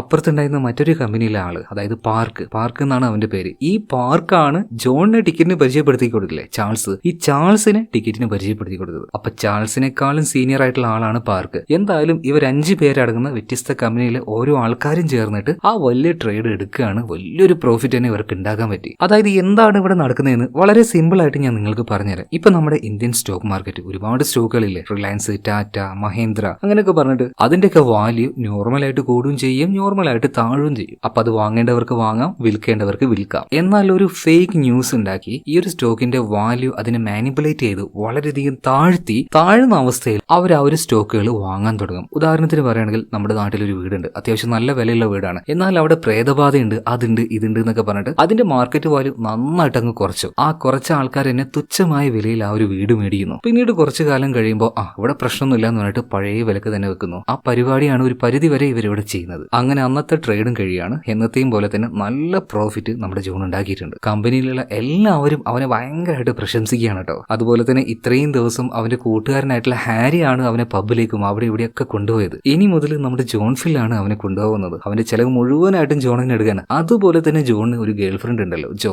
അവളോട് അധികം അങ്ങോട്ട് ബന്ധമൊന്നുമില്ല ഇപ്പോൾ. പകരം ഓഫീസിൽ സുന്ദരിയായിട്ടുള്ള മറ്റൊരു പെൺകുട്ടിയുണ്ട്, അവളുടെ കൂടെയാണ് ജോണിന്റെ കറക്കൊക്കെ ഇപ്പോൾ. അങ്ങനെ എല്ലാ സെലിബ്രേഷനും കറക്കും എല്ലാം കഴിഞ്ഞ് അവൻ നേരെ ഫ്ലാറ്റിലേക്ക് വരുമ്പോൾ ഫ്ലാറ്റിന്റെ താഴെയായിട്ട് അല്ലെങ്കിൽ അതിന്റെ മുൻഭാഗത്തായിട്ട് അയാൾ വീണ്ടും അതാ നിൽക്കുന്നത് ലോയർ ആയിട്ടുള്ള സാം ക്വീൻ. അതായത് ഫിനാൻഷ്യൽ സർവീസ് സെക്ടർ അവിടെ വർക്ക് ചെയ്യുന്ന ആള് തന്നെ. ഇയാൾ വിടാതെ നമ്മുടെ ജോണിന്റെ പിന്നാലെ കൂടിയിരിക്കുകയാണ്. അപ്പൊ ഇയാളൊന്ന് ഒഴിവാക്കാനായിട്ട് അവിടെയുള്ള സെക്യൂരിറ്റി ഗാർഡിനോട് എന്തിനാണ് അനാവശ്യമായിട്ട് ഓരോ ആൾക്കാർ ഇവിടെ നിർത്തിയിരിക്കുന്നത്, പിടിച്ച് പുറത്താക്കുന്നു പറയണം. ഇതേ നേരം തന്നെ സാംക്യൂന്ന് പറയണം ആരും എന്നെ പിടിച്ച് പുറത്താക്കണ്ട, ഞാൻ പോയിക്കോളാം. അതിന് മുന്നേ ആയിട്ട് നമ്മുടെ ജോണിന് സാം ഒരു കവർ കൊടുക്കുന്നുണ്ട്. ആ കവർ ഇപ്പോൾ ജോണ് തുറന്നു നോക്കിയപ്പോൾ അവനെ പോലെയുള്ള കുറെ പേര് ആ കഫേയിലേക്ക് പോകുന്നുണ്ട്. അതിന്റെ ചിത്രം ആരും ഒരാൾ എടുത്തിട്ടുണ്ട്. ആ കൂട്ടത്തിൽ ജോണും ആ ഒരു കഫേയിലേക്ക് പോയിട്ട് വരുന്നതിന്റെ ചിത്രമുണ്ട്. സോ കണ്ട പാട് തന്നെ ജോൺ ആകെ പേടിച്ചു പോവാണ്. ടിക്കറ്റിനെ വീണ്ടും വിളിക്കുകയാണ്. ഇതുപോലെ ആ ഒരു ഓഫീസർ വന്ന് ഇതുപോലെ പിക്ചേഴ്സ് തന്നു എന്നുള്ള ആ ഒരു വിവരം പറയുന്നുണ്ട്. എന്നാൽ ഇതും വളരെ സില്ലി ആയിട്ട് തന്നെ ടിക്കറ്റ് എടുക്കുകയാണ്. നീ ഇങ്ങനെ പേടിക്കല്ലേ ജോണേ, നീ ഇങ്ങനെ പേടിച്ചാൽ തന്നെ നിന്റെ മുഖം കണ്ടാൽ അറിയാം നീ എന്തൊക്കെയോ തെറ്റ് ചെയ്യുന്നുണ്ട്. നീ ആദ്യം ഒരു കാര്യം ചെയ്യുക, അതായത് ഈ നാട്ടിന്റെ പുറത്തായിട്ട് മറ്റൊരു നാട്ടിലെ ഒരു ബാങ്കിലാണ് നമ്മുടെ ജോണിന്റെ എല്ലാ കാശും ഡെപ്പോസിറ്റ് ചെയ്ത് വെച്ചിരിക്കുന്നത്. അതായത് ഈ ഒരു ടിക്കറ്റ് ഇവൻ പിടിക്കപ്പെടാതിരിക്കാൻ നീ ആദ്യം അങ്ങോട്ടേക്ക് പോയിട്ട് നിന്റെ അക്കൗണ്ടിൽ ആ ഒരു ബാലൻസും ആ ഒരു കാശൊക്കെ ഒന്ന് കണ്ടിട്ട് വാന്ന് പറയണം. പറഞ്ഞതുപോലെ തന്നെ ജോൺ അങ്ങോട്ടേക്ക് ചെല്ലുകയാണ്. ബാങ്കുകാരോട് പറഞ്ഞിട്ട് അവന്റെ അക്കൗണ്ടിൽ കിടക്കുന്ന കാശ് മുഴുവനായിട്ടും കാണിച്ചു തരാൻ പറയാണ്. കെട്ടായിട്ട് കിടക്കുന്നുണ്ട്. കോടീശ്വരനാണ് അവനിപ്പോ. ഇത് കണ്ട സമയത്ത് അവന്റെ ആ ഒരു പേടിയെല്ലാം മാറുകയാണ് കേട്ടോ. സന്തോഷാവാണ്. മുഖത്ത് ഭയങ്കരമായിട്ട് ചിരി വരുന്നുണ്ട്. ആര് പിന്നാലെ വന്നാലും യാതൊരു കുഴപ്പമില്ല, പോട് പുല്ല് എന്നുള്ള ഒരു ആറ്റിറ്റ്യൂഡിൽ അവൻ അവിടെ ഇരിക്കുകയാണ്. മാത്രമല്ല അതിൽ നിന്ന് ഒരു 2 കെട്ടെടുക്കുകയാണ് അവന്റെ എക്സ്പെൻസിന്. അതുപോലെ തന്നെ ഭയങ്കര റിച്ച് ആയിട്ടുള്ള ആൾക്കാർ വെള്ളമടിക്കാനൊക്കെ പോകുന്ന സ്ഥലം ഉണ്ടല്ലോ, അങ്ങോട്ടേക്കാണ് മച്ചാൻ ഇപ്പോൾ പോകുന്നത്. അങ്ങനെ അവിടെ വെച്ച് ഒരു അമേരിക്കൻ ബിസിനസ്സുകാരനെ പരിചയപ്പെടുകയാണ്. ആളുടെ പേര് വിക്ടർ എന്നാണ് കേട്ടോ. അപ്പൊ ഒരു ഹോളിഡേക്ക് വേണ്ടിയിട്ടാണ് നമ്മുടെ ജോൺ ഫിൽ അങ്ങോട്ടേക്ക് പോയത്. എന്തായാലും ആ ഒരു ഹോളിഡേയിൽ ഈ വിക്ടറുമായിട്ട് അവൻ നല്ല കമ്പനിയാവാണ്, നല്ല സുഹൃത്തുക്കളാവാണ്. പിന്നീട് ഹോളിഡേ എല്ലാം കഴിഞ്ഞ് ജോൺ കമ്പനിയിലേക്ക് തിരിച്ചു വന്ന സമയത്ത് ആകെ പണി പാളിക്കെടുക്കാണ്. കാരണം മറ്റൊരു കമ്പനിയിലും ഇല്ലാത്ത അത്രയും വലിയ വലിയൊരു ട്രാൻസാക്ഷൻ, വലിയ എമൗണ്ടുകളാണ് ഇവിടെ ഡെയിലി നടന്നുകൊണ്ടിരിക്കുന്നത്. അപ്പൊ അതെന്താണെന്ന് അന്വേഷിക്കാൻ വേണ്ടി ഫിനാൻഷ്യൽ സർവീസ് സെക്ടർ അവിടെ നിന്നും ഡയറക്റ്റ് ആയിട്ട് തന്നെ കുറെ അധികം ഓഫീസേഴ്സ് വന്നിട്ടുണ്ട്. ഈ കമ്പനിയിൽ പലരുടെയും ഫയൽ പരിശോധിക്കാൻ തുടങ്ങുകയാണ്. അപ്പൊ ആ കൂട്ടത്തിൽ നമ്മുടെ ജോണിനോടും ചോദ്യം ചോദിക്കുന്നുണ്ട്. അപ്പൊ ജോൺ വളരെ ക്ലവർ ആയിട്ട് നോർമലായിട്ടുള്ള രീതിയിൽ മറുപടി കൊടുക്കുന്നുണ്ട്. പൊന്നു സാറേ, ഷെയർ മാർക്കറ്റ് അത് ഓപ്പൺ ആയി കഴിഞ്ഞാൽ മാർക്കറ്റ് ടൈമിൽ ക്ലയന്റ് വിളിച്ച് ഏതെങ്കിലും സ്റ്റോക്ക് എന്നോട് വാങ്ങാൻ പറയും, ഞാനത് വാങ്ങിക്കും. അവര് പറയുമ്പോൾ ഞാനത് വിൽക്കും. ഇതിൽ ഞാൻ എന്ത് തെറ്റാ ചെയ്യുന്നത്? അവർ ആ ഒരു ട്രേഡിങ്ങിലൂടെ പ്രോഫിറ്റ് ഉണ്ടാക്കുന്നു, അതിന്റെ ചെറിയൊരു കമ്മീഷൻ എനിക്ക് കിട്ടുന്നു. ഇതിൽ കൂടുതലായിട്ടൊന്നും എനിക്ക് പറയാനുള്ള സാറേ എന്ന് പറയാണ്. ശരിയാണ്, നോർമലായിട്ട് നോക്കുമ്പോൾ നമ്മുടെ ജോൺ ഫില്ല് ഒന്നും ചെയ്യുന്നില്ല. നോർമലായിട്ടുള്ള ഇവിടെ ചെയ്യുന്ന കാര്യങ്ങൾ തന്നെയാണ് ചെയ്യുന്നത്. സോ അവിടെ വെച്ചിട്ട് ഈ ഫിനാൻഷ്യൽ സർവീസ് സെക്ടർ എന്ന് പറഞ്ഞ ഓഫീസർമാർക്ക് ആർക്കും യാതൊരു എവിഡൻസും കിട്ടിയില്ല. അതുകൊണ്ട് എല്ലാവരും എളിഭ്യരായിട്ട് മടങ്ങി പോവാണ്. എന്നാൽ അതിനിടയിൽ നമ്മുടെ ജോണിനെ ടിക്കറ്റിന് പരിചയപ്പെടുത്തി കൊടുത്ത ചാൾസ് ഉണ്ടല്ലോ, ചാൾസിന്റെ ഫയലും അവന്റെ അക്കൗണ്ടൊക്കെ പരിശോധിച്ചപ്പോൾ ഈ ഓഫീസിൽ വർക്ക് ചെയ്യുന്ന മറ്റൊരു ലേഡിയുടെ അക്കൗണ്ടിലേക്ക് അനാവശ്യമായിട്ട് കുറെ ഫണ്ടൊക്കെ ഇവൻ ട്രാൻസ്ഫർ ചെയ്തിട്ടുണ്ട്. സോ അതെന്താണെന്ന് ചോദ്യം ചെയ്ത സമയത്ത് അവരുടെ ഇടയിൽ ഒരു അവിഹിത റിലേഷൻ ഉണ്ടായിരുന്നു. ഇതാകെ ആ ഓഫീസിലുള്ള എല്ലാവരും അറിയുന്നുണ്ട്. കൂടെ തന്നെ ഈ ചാൾസിന്റെ ഭാര്യ അറിയാണ് കേട്ടോ. നേരെ അവൾ ഓഫീസിലേക്ക് വരികയാണ്. ഭയങ്കരമായിട്ട് അവിടെ വെച്ച് അലമ്പുണ്ടാക്കുന്നുണ്ട്. ഒരു വിധത്തിലാണ് ചാൾസ് ഭാര്യ അവിടെ നിന്ന് പറഞ്ഞു വിടുന്നത്. ഇത് കണ്ട സമയത്ത് ബോസ് ഇപ്പോൾ ചാൾസിനെ വിളിപ്പിക്കുകയാണ്. എന്നിട്ട് പറയാണ്, ഇമാതിരി പരിപാടിയൊന്നും കമ്പനിയിൽ നടക്കില്ല. അതുകൊണ്ട് ഒരു കാര്യം ചെയ്യും, തൽക്കാലം നീ ജോലി വിട്ട് പൊയ്ക്കോന്ന് പറയണം. നിന്റെ ക്ലയൻസ് അതിന് മുഴുവനായിട്ടും ഇനി നമ്മുടെ ജോൺ ഹാൻഡിൽ ചെയ്തോളും പറയണം. എന്നാൽ ഇതെല്ലാം കേൾക്കുന്ന സമയത്ത് ജോൺ ഫിൽ ഒന്നും മിണ്ടാതെ അങ്ങനെ ഇരിക്കുകയാണ് കേട്ടോ. ഇപ്പൊ അവന്റെ അടുത്തേക്ക് ചാൾസ് വന്നിട്ട് പറയണേട്ടാ, നിനക്ക് രക്ഷപ്പെടാനുള്ള ഒരു വഴി കാണിച്ചു തന്നത് തന്നെ ഞാനാണ്. ആ എന്റെ മൂട്ടിലിട്ട് എന്നെ ചുണ്ണാമ്പ് തേക്കണല്ലേ. ഒരു വാക്ക് നമ്മുടെ ബോസിനോട് നീ ഒന്ന് മറുത്ത് പറഞ്ഞോ? എന്നെ സപ്പോർട്ട് ചെയ്ത് സംസാരിച്ചോ? ഇല്ലല്ലോ. നോക്കിക്കോടാ, എല്ലാവർക്കും ഒരു കാലം ഉണ്ടാവും. ഇപ്പൊ നിന്റെ കാലാണ്. നിന്റെ കാലം എപ്പോഴും ഇങ്ങനെ ഒരുപോലെ നിലനിൽക്കില്ലല്ലോ. നീയും ഒരു ദിവസം താഴെ വീഴും. അതിനുവേണ്ടി ഞാൻ കാത്തിരിക്കോടാ. ഇതും പറഞ്ഞ് ഭയങ്കര ദേഷ്യത്തിൽ ചാൾസ് അവിടുന്ന് പോവാണ്. ഇതേ നേരം തന്നെ ജോൺ ഫിൽ ഒന്നും മിണ്ടാതെ അവിടെ ഇരിക്കുന്നുണ്ട് കേട്ടോ. പോട് പുല്ല് എന്ന ആ ആറ്റിറ്റ്യൂഡിൽ, അതായത് അവനെ സഹായിച്ച ഈ ചാൾസിനെ തന്നെ അവൻ മറന്നിരിക്കുകയാണ്. അവന്റെ ആറ്റിറ്റ്യൂഡ് ടോട്ടലി മാറിയിരിക്കുകയാണ്. ഞാൻ പറഞ്ഞല്ലോ, ഓഫീസിൽ വെച്ച് പരിചയപ്പെട്ട സിയാന പാർക്കർ അവളുടെ കൂടെയാണ് ഇപ്പൊ എപ്പോഴും. എന്നാൽ ഈ സിയാനയാണെങ്കിൽ കാശുള്ള ആൾക്കാരുടെ കൂടെ അങ്ങനെ പോകും. അങ്ങനത്തെ ഒരു ക്യാരക്ടറാണ്. ഇത് മനസ്സിലാക്കിയിട്ടും ജോൺ അതൊന്നും നോക്കാതെ അവളുടെ കൂടെ അങ്ങനെ ചുറ്റുകയാണ്. എക്സ്പെൻസീവ് ആയിട്ടുള്ള ഓരോ കാര്യങ്ങൾ അവൾക്ക് അങ്ങനെ മേടിച്ചു കൊടുക്കുകയാണ്. ലൈഫ് മാറി, ഒരുപാട് കാശ് വന്നു. പഴയ സാധനങ്ങളൊന്നും ഇനി ലൈഫിൽ ആവശ്യമില്ല. അവന്റെ എല്ലാം ഉപേക്ഷിക്കുകയാണ്. കൂട്ടത്തിൽ പാവം അവന്റെ പഴയ കാമുകിയായിട്ടുള്ള ജോയെ ഉപേക്ഷിക്കുകയാണ്. പക്ഷെ ആ ഒരു പെൺകുട്ടി ജോ അവനെ വളരെ സിൻസിയർ ആയിട്ടാണ് പ്രണയിച്ചത്. അവൾക്ക് ആ ഒരു വിഷമം താങ്ങാൻ പറ്റിയില്ല. അവൾ അങ്ങോട്ടേക്ക് വന്നിട്ട് ജോണിനോട് ഒരുപാട് ദേഷ്യപ്പെട്ട് സങ്കടപ്പെട്ട് അവിടുന്ന് പോവാണ്. എന്നാൽ ഒരു തരി പോലും കുറ്റബോധം നമ്മുടെ ജോൺ ഫില്ലിന് ഉണ്ടായിരുന്നില്ല. പോയാ പോട്ടെ, വേറെ ആളെ കിട്ടും എന്ന ആറ്റിറ്റ്യൂഡാണ്. കംപ്ലീറ്റ്ലി ഒരു പക്കാ വൃത്തിയായിട്ട സ്വഭാവം. അങ്ങനെ യാതൊരു കമ്മിറ്റ്മെന്റും ഇല്ലാതെ പൈസ കയ്യിൽ വന്നപ്പോൾ ആ ഒരു ആർഭാടത്തിൽ അങ്ങനെ ലൈഫ് മുന്നോട്ടേക്ക് പോവാണ്. ഭയങ്കര ഹാപ്പിയാണ് ലൈഫിൽ ഇപ്പോൾ. അങ്ങനെ ഇരിക്കും ഒരു ദിവസം അവന്റെ ഫോണിലേക്ക് ഒരു കോള് വരുന്നുണ്ട്. വിളിച്ച ആള് പറയുന്നത് ജെയിംസ് എന്നാണ്. എന്താ കാര്യം ചോദിച്ചപ്പോ, നിങ്ങൾക്ക് മറ്റേ ആ ഒരു ഓഫീസർ ഉണ്ടല്ലോ സാം ക്വിൻ, അദ്ദേഹത്തെ അറിയോ ചോദിച്ചപ്പോ പെട്ടെന്ന് തന്നെ ജോൺ പറയണ എനിക്ക് അറിയുന്നില്ല എന്നിട്ട് ഫോൺ കട്ട് ചെയ്യാണ്. എന്നാൽ പിറ്റേ ദിവസം രാവിലെ അറിയുന്നത് ജോണിനെ ഇന്നലെ രാത്രി വിളിച്ച ആ ഒരു ജെയിംസ് ഉണ്ടല്ലോ, അയാൾ മരണപ്പെട്ടു പോയി. അതുകൊണ്ട് തന്നെ നമ്മുടെ ജോൺ ഫില്ലിനെ പോലീസുകാർ സ്റ്റേഷനിലേക്ക് ചോദ്യം ചെയ്യാനായിട്ട് കൂട്ടിക്കൊണ്ടുവരികയാണ്. കാരണം ജെയിംസ് അവസാനമായിട്ട് വിളിച്ചത് ജോൺ ഫില്ലിനെയാണ്. ഇപ്പൊ ജോൺ ഫില്ല് പറയാണ്, സാറേ നിങ്ങൾ എന്ത് വേണമെങ്കിൽ എന്നോട് ചോദിച്ചോ, പക്ഷെ ഒരു മറുപടി എനിക്കുള്ളൂ, എനിക്കറിയില്ല അത് ആരാണെന്ന്. അയാൾ എന്റെ ഫോണിലേക്ക് വിളിച്ചു എന്നതിന്റെ പേരിലാണ് നിങ്ങൾ എന്നെ ഇവിടെ പിടിച്ചു വെച്ചെങ്കിൽ യാതൊരു കാര്യമില്ല. പിന്നീട് മരിച്ചുപോയ ആ ആളുടെ ഫോട്ടോ നമ്മുടെ ജോൺ ഫില്ലിന് കാണിച്ചു കൊടുക്കുന്നുണ്ട് കേട്ടോ. ഫോട്ടോ കണ്ടപ്പോൾ ജോൺ ആകെ ഞെട്ടിപ്പോവാണ്. അതായത് അന്ന് കോഫി ഷോപ്പിലേക്ക് ജോൺ ടിക്കറ്റിനെ കാണാൻ വേണ്ടി പോയില്ലേ, അന്ന് അവിടെ വെച്ച് ഒരു ചെറുപ്പക്കാരനെ കണ്ടില്ലേ, ജെയിംസ്. അതേ ജെയിംസ് തന്നെയാണ് ഇന്നലെ രാത്രി അവനെ വിളിച്ചതും. അതേ ജെയിംസ് തന്നെയാണ് ഇന്നലെ രാത്രി മരണപ്പെട്ടു പോയതും. ഇത് കണ്ടപ്പോൾ ജോൺ ഒന്ന് ഷോക്കായി പോവാണ്. അതായത് എന്നെപ്പോലെ തന്നെ മറ്റൊരു കമ്പനിയിൽ വർക്ക് ചെയ്യുന്ന ആളാണ് ഈ ഒരു ജെയിംസ്. ഈ ജെയിംസും ടിക്കറ്റിന് വേണ്ടി ജോലി ചെയ്യുന്ന ഒരാളായിരിക്കില്ലേ? ഇന്നലെ രാത്രി അവൻ മരിച്ചിട്ടുണ്ടെങ്കിൽ ചിലപ്പോൾ നാളെ ഞാനായാലോ എന്നൊരു ഉൾഭയം അവന്റെ ഉള്ളിൽ ഭയങ്കരമായിട്ട് വന്നപ്പോൾ എന്തായാലും സ്റ്റേഷൻ വിട്ട് അവൻ പുറത്തേക്ക് വന്നപ്പോൾ അതേ ഓഫീസർ സാം ക്വിൻ അവനെ വീണ്ടും വന്ന് കാണുകയാണ്. അയാൾ സംസാരിക്കാൻ നിൽക്കുമ്പോൾ ഒന്നും മൈൻഡ് ആക്കാതെ നമ്മുടെ ജോൺ നടന്നു പോവാണ്. ഈ സമയത്ത് ജോണിനോട് സാം പറയുന്നുണ്ട്, ഇന്ന് മരിച്ചുപോയ ആ ഒരു ജെയിംസ് ഉണ്ടല്ലോ, അവനും നിന്നെ പോലെ തന്നെയാണ്. അതായത് നിങ്ങൾ എല്ലാവരും വർക്ക് ചെയ്യുന്നത് ആ ടിക്കറ്റിന് വേണ്ടിയിട്ടാണെന്ന് എനിക്ക് നന്നായിട്ട് അറിയാം. എന്ന എല്ലാ കാര്യവും എന്നോട് ഫോൺ വിളിച്ച് സംസാരിച്ച് സമ്മതിച്ച ആളാണ് ജെയിംസ്. എന്നെ കാണാൻ വേണ്ടി വരുന്നതിന്റെ കുറച്ച് മുന്നേ അവൻ മരിക്കണമെങ്കിൽ അതിന്റെ പിന്നിൽ ആരായിരിക്കും? ജോൺ ഫില്ലെ, നീയും സൂക്ഷിച്ചോ, ജെയിംസിന് വന്ന അതേ അവസ്ഥ തന്നെ നിനക്കും വരും. ഇത് കേൾക്കുമ്പോൾ ജോണിന്റെ ഉള്ളിൽ ഭയങ്കരമായിട്ട് പേടി വരുന്നുണ്ട്. എന്നാലും സാം ക്വീൻ പറയുന്ന കാര്യങ്ങളൊന്നും കേൾക്കാതെ അവൻ നേരെ ഫ്ലാറ്റിലേക്ക് പോവാണ്. പിന്നീട് അന്ന് ഈ സാം ക്വീന് അവന് കുറച്ച് ഫോട്ടോസ് കൊടുത്തായിരുന്നല്ലോ, ആ കഫേയിലേക്ക് പോയി വരുന്ന ആൾക്കാരുടെ ഫോട്ടോ. ആ കൂട്ടത്തിൽ ഈ മരിച്ചുപോയ ജെയിംസ് ഉണ്ട്. അതോടെ ജോണിന് മനസ്സിലായി ഈ മരിച്ചുപോയ ജെയിംസും ടിക്കറ്റിന് വേണ്ടി ജോലി ചെയ്യുന്ന ഒരാളായിരുന്നു. എന്തായാലും ഉള്ളിൽ ഇപ്പൊ ഭയങ്കരമായിട്ട് പേടി കയറി കൂടാൻ തുടങ്ങിയിട്ടുണ്ട്. അതുപോലെ തന്നെ ഈ ടിക്കറ്റിന് വേണ്ടി ജോൺ ഫിൽ ഈ കമ്പനിയിൽ വർക്ക് ചെയ്യുന്നത് പോലെ മറ്റൊരു കമ്പനിയിൽ വർക്ക് ചെയ്യുന്ന ഒരാളുണ്ട്, പാർക്ക്. നമ്മൾ നേരത്തെ കണ്ടതാണല്ലോ. ആ പാർക്കിനെ കണ്ടൊന്ന് സംസാരിച്ചാലോ എന്നിപ്പോ നമ്മുടെ ജോൺ തീരുമാനിക്കുകയാണ്. എന്നാൽ ഈ പാർക്കിന്റെ അടുത്തേക്ക് ജോൺ എത്തുന്നതിന് മുന്നേ തന്നെ ഓഫീസറായിട്ടുള്ള സ്വാം കിൻ വന്നിട്ട് കാര്യങ്ങൾ പറയാണ്. ഡോ, നീയൊക്കെ വർക്ക് ചെയ്യുന്നത് ആ ഒരു ടിക്കറ്റിന് വേണ്ടിയിട്ടാണ് എനിക്ക് നന്നായിട്ട് അറിയാം. നിനക്ക് രക്ഷപ്പെടണമെങ്കിൽ ടിക്കറ്റ് അവനെതിരെയായിട്ടുള്ള തെളിവുകൾ നീ എനിക്ക് തരണം. അതുപോലെ തന്നെ അങ്ങനെ തന്നു കഴിഞ്ഞാൽ നിന്നെ മാപ്പ് സാക്ഷിയാക്കും. നീ പേടിക്കൊന്നും വേണ്ട, നിനക്ക് ധൈര്യമായിട്ട് പുറത്തിറങ്ങി നടക്കാം. എന്തായാലും സാം ക്വിൻ വന്ന് ഭീഷണിപ്പെടുത്തിയ ആ ഒരു ഭീഷണിയിൽ പാർക്ക് ഒന്ന് ഞെട്ടിപ്പോവാണ്. പാർക്ക് നേരെ അവന്റെ ഫ്രണ്ട് ആയിട്ടുള്ള ചാൾസ് ഉണ്ടല്ലോ, ചാൾസിനോട് ഈ കാര്യം ചെന്ന് പറയാണ്. ചാൾസ് ആരാന്നറിയാലോ, ജോൺ ഫിൽ. അവനെ ടിക്കറ്റിനെ പരിചയപ്പെടുത്തി കൊടുത്ത ആളാണ്. ലാസ്റ്റ് അവിടുത്തെ ജോലി വരെ പോയ ആളാണ് ഈ ചാൾസ്. അപ്പൊ എല്ലാത്തിനും കാരണക്കാരൻ ആ ഒരു ടിക്കറ്റിനാണ്. അതിന് പുറമേ തന്നെ ജോണും ഒരു പരിധി വരെ അതിന് കാരണമായിട്ടുണ്ട്. അതുകൊണ്ട് ഇവരോട് രണ്ടുപേരോടും ചാൾസിന് നല്ല ദേഷ്യമുണ്ട്. അതുകൊണ്ട് തന്നെ എങ്ങനെയെങ്കിലും ഈ ഒരു ടിക്കറ്റിനെയും പെടുത്തണം, അതിന്റെ കൂടെ ജോൺ ഫിലിനെയും പെടുത്തണം. രണ്ടുപേരും അതിനായിട്ടുള്ള കാര്യങ്ങൾ പ്ലാൻ ചെയ്യാൻ തുടങ്ങി. ഇപ്പൊ മറ്റൊരു സ്ഥലത്ത് നമ്മുടെ ജോൺ ഫിലിന്റെ ഉറ്റ ചങ്ങാതി ഉണ്ടല്ലോ ഹാരി. ഈ ഹാരിയും അതുപോലെ തന്നെ ഫിനാൻഷ്യൽ സർവീസ് സെക്ടറിലെ അവന്റെ ഒരു സുഹൃത്താണ്. അവരുമായിട്ടൊരു ബാറിലിരുന്ന് ഭക്ഷണം എല്ലാം കഴിച്ചുകൊണ്ടിരിക്കുന്ന സമയത്ത് അങ്ങോട്ടേക്ക് സാം ക്വിൻ, അയാളും ഇതേ ഫിനാൻഷ്യൽ സർവീസ് സെക്ടറിൽ വർക്ക് ചെയ്യുന്ന ആളാണ്. സോ കണ്ടപ്പോ തന്നെ ഹാരിയുടെ കൂടെ ഉണ്ടായിരുന്ന ആ ഓഫീസർക്ക് സാം ക്വിന്നിന് മനസ്സിലാവുകയാണ്. അപ്പൊ തന്നെ പറയുന്നുണ്ട്, എടോ ഇയാൾ ആരാന്നറിയോ, എന്തെങ്കിലും ഒരു ഇടായ്പ് എവിടെയെങ്കിലും നടക്കുന്നുണ്ട് എന്ന് അറിഞ്ഞു കഴിഞ്ഞാണ്ടല്ലോ അതിന്റെ ഈ മുക്കും മൂലയും പരിശോധിച്ച് അതിന്റെ പിന്നിലുള്ള എല്ലാ കാര്യങ്ങളും ഇയാൾ കണ്ടുപിടിക്കും. അങ്ങനത്തെ ഒരു വാശിയാണ് ഇയാൾക്ക്. ഇത് കണ്ടപ്പോ ഹാരിക്കും ആളെ മനസ്സിലായി. ഇതേ ആളുടെ നിർദ്ദേശപ്രകാരമാണ് ഇവരുടെ കമ്പനിയിലും റെയ്ഡ് നടന്നത്. അതുപോലെ തന്നെ അവന്റെ സുഹൃത്തായിട്ടുള്ള ജോൺ ഫിൽ, അവന് വലിയ എമൗണ്ടിൽ ട്രേഡ് ചെയ്യുന്നുണ്ട്. അപ്പൊ എന്തൊക്കെയോ ഇതിന്റെ പിന്നിൽ ഒരു പ്രശ്നമുണ്ട് എന്ന് ഹാരിക്ക് മനസ്സിലായി. ഇതേ നേരം തന്നെ പാർക്കും അതുപോലെ തന്നെ ഓഫീസിൽ നിന്ന് പുറത്തായ ചാൾസും കൂടെ എന്തോ ഒരു എവിഡൻസ് കൊണ്ടുപോയിട്ട് ഈ സാം ക്വിന്നിന് കൊടുക്കുകയാണ്. ഇത് വെച്ച് ടിക്കറ്റിനെയും അതുപോലെ തന്നെ ജോൺ ഫിലിനെയും പെടുത്താൻ പറ്റും. എന്നാൽ ഈ കാര്യമൊന്നും അറിയാതെ പിറ്റേ ദിവസം രാവിലെ ഇതേ പാർക്കിനെ കാണാൻ വേണ്ടി അവന്റെ ഓഫീസിലേക്ക് ജോണി ചെല്ലുകയാണ്. എന്നാൽ അവിടെ പാർക്ക് ഉണ്ടായിരുന്നില്ല. ഇത്രയും റിസ്ക് എടുത്ത് ഇങ്ങോട്ടേക്ക് വന്നിട്ടും അവനെ കാണാൻ പറ്റിയില്ലല്ലോ. ആ ഒരു വിഷമത്തിൽ ജോൺ പുറത്തേക്ക് ഇറങ്ങിയപ്പോൾ പെട്ടെന്ന് ബിൽഡിങ്ങിന്റെ മുകളിൽ നിന്നും ഒരാൾ താഴേക്ക് വീഴാണ്, ഒരു കാറിന്റെ മുകളിലേക്ക്. സ്പോട്ടിൽ തന്നെ വീണ ആള് മരിച്ചു പോകുന്നുണ്ട്. ആ വീണ ആള് അത് മറ്റാരുമല്ല, പാർക്കായിരുന്നു. ഇതേ നേരം തന്നെ അവിടുന്ന് ഒരു ഹെൽമെറ്റ് ഇട്ട ആള് പോകുന്നതും നമ്മുടെ ജോൺ കാണുന്നുണ്ട്. അവനാകെ ഞെട്ടിപ്പോയി. വേഗം തന്നെ അവന്റെ ഓഫീസിലേക്ക് തിരിച്ചു വരികയാണ്. വന്ന് നോക്കുമ്പോൾ അവിടെ 2 കവറുണ്ട്. ഒരു കവറിൽ പാർക്ക് മുകളിൽ നിന്ന് താഴേക്ക് വീണ് മരിച്ച ആ ഒരു വിഷ്വലുണ്ടല്ലോ, അതിന്റെ ആ ഒരു ഫോട്ടോ. അതുപോലെ തന്നെ രണ്ടാമത്തെ കവറിൽ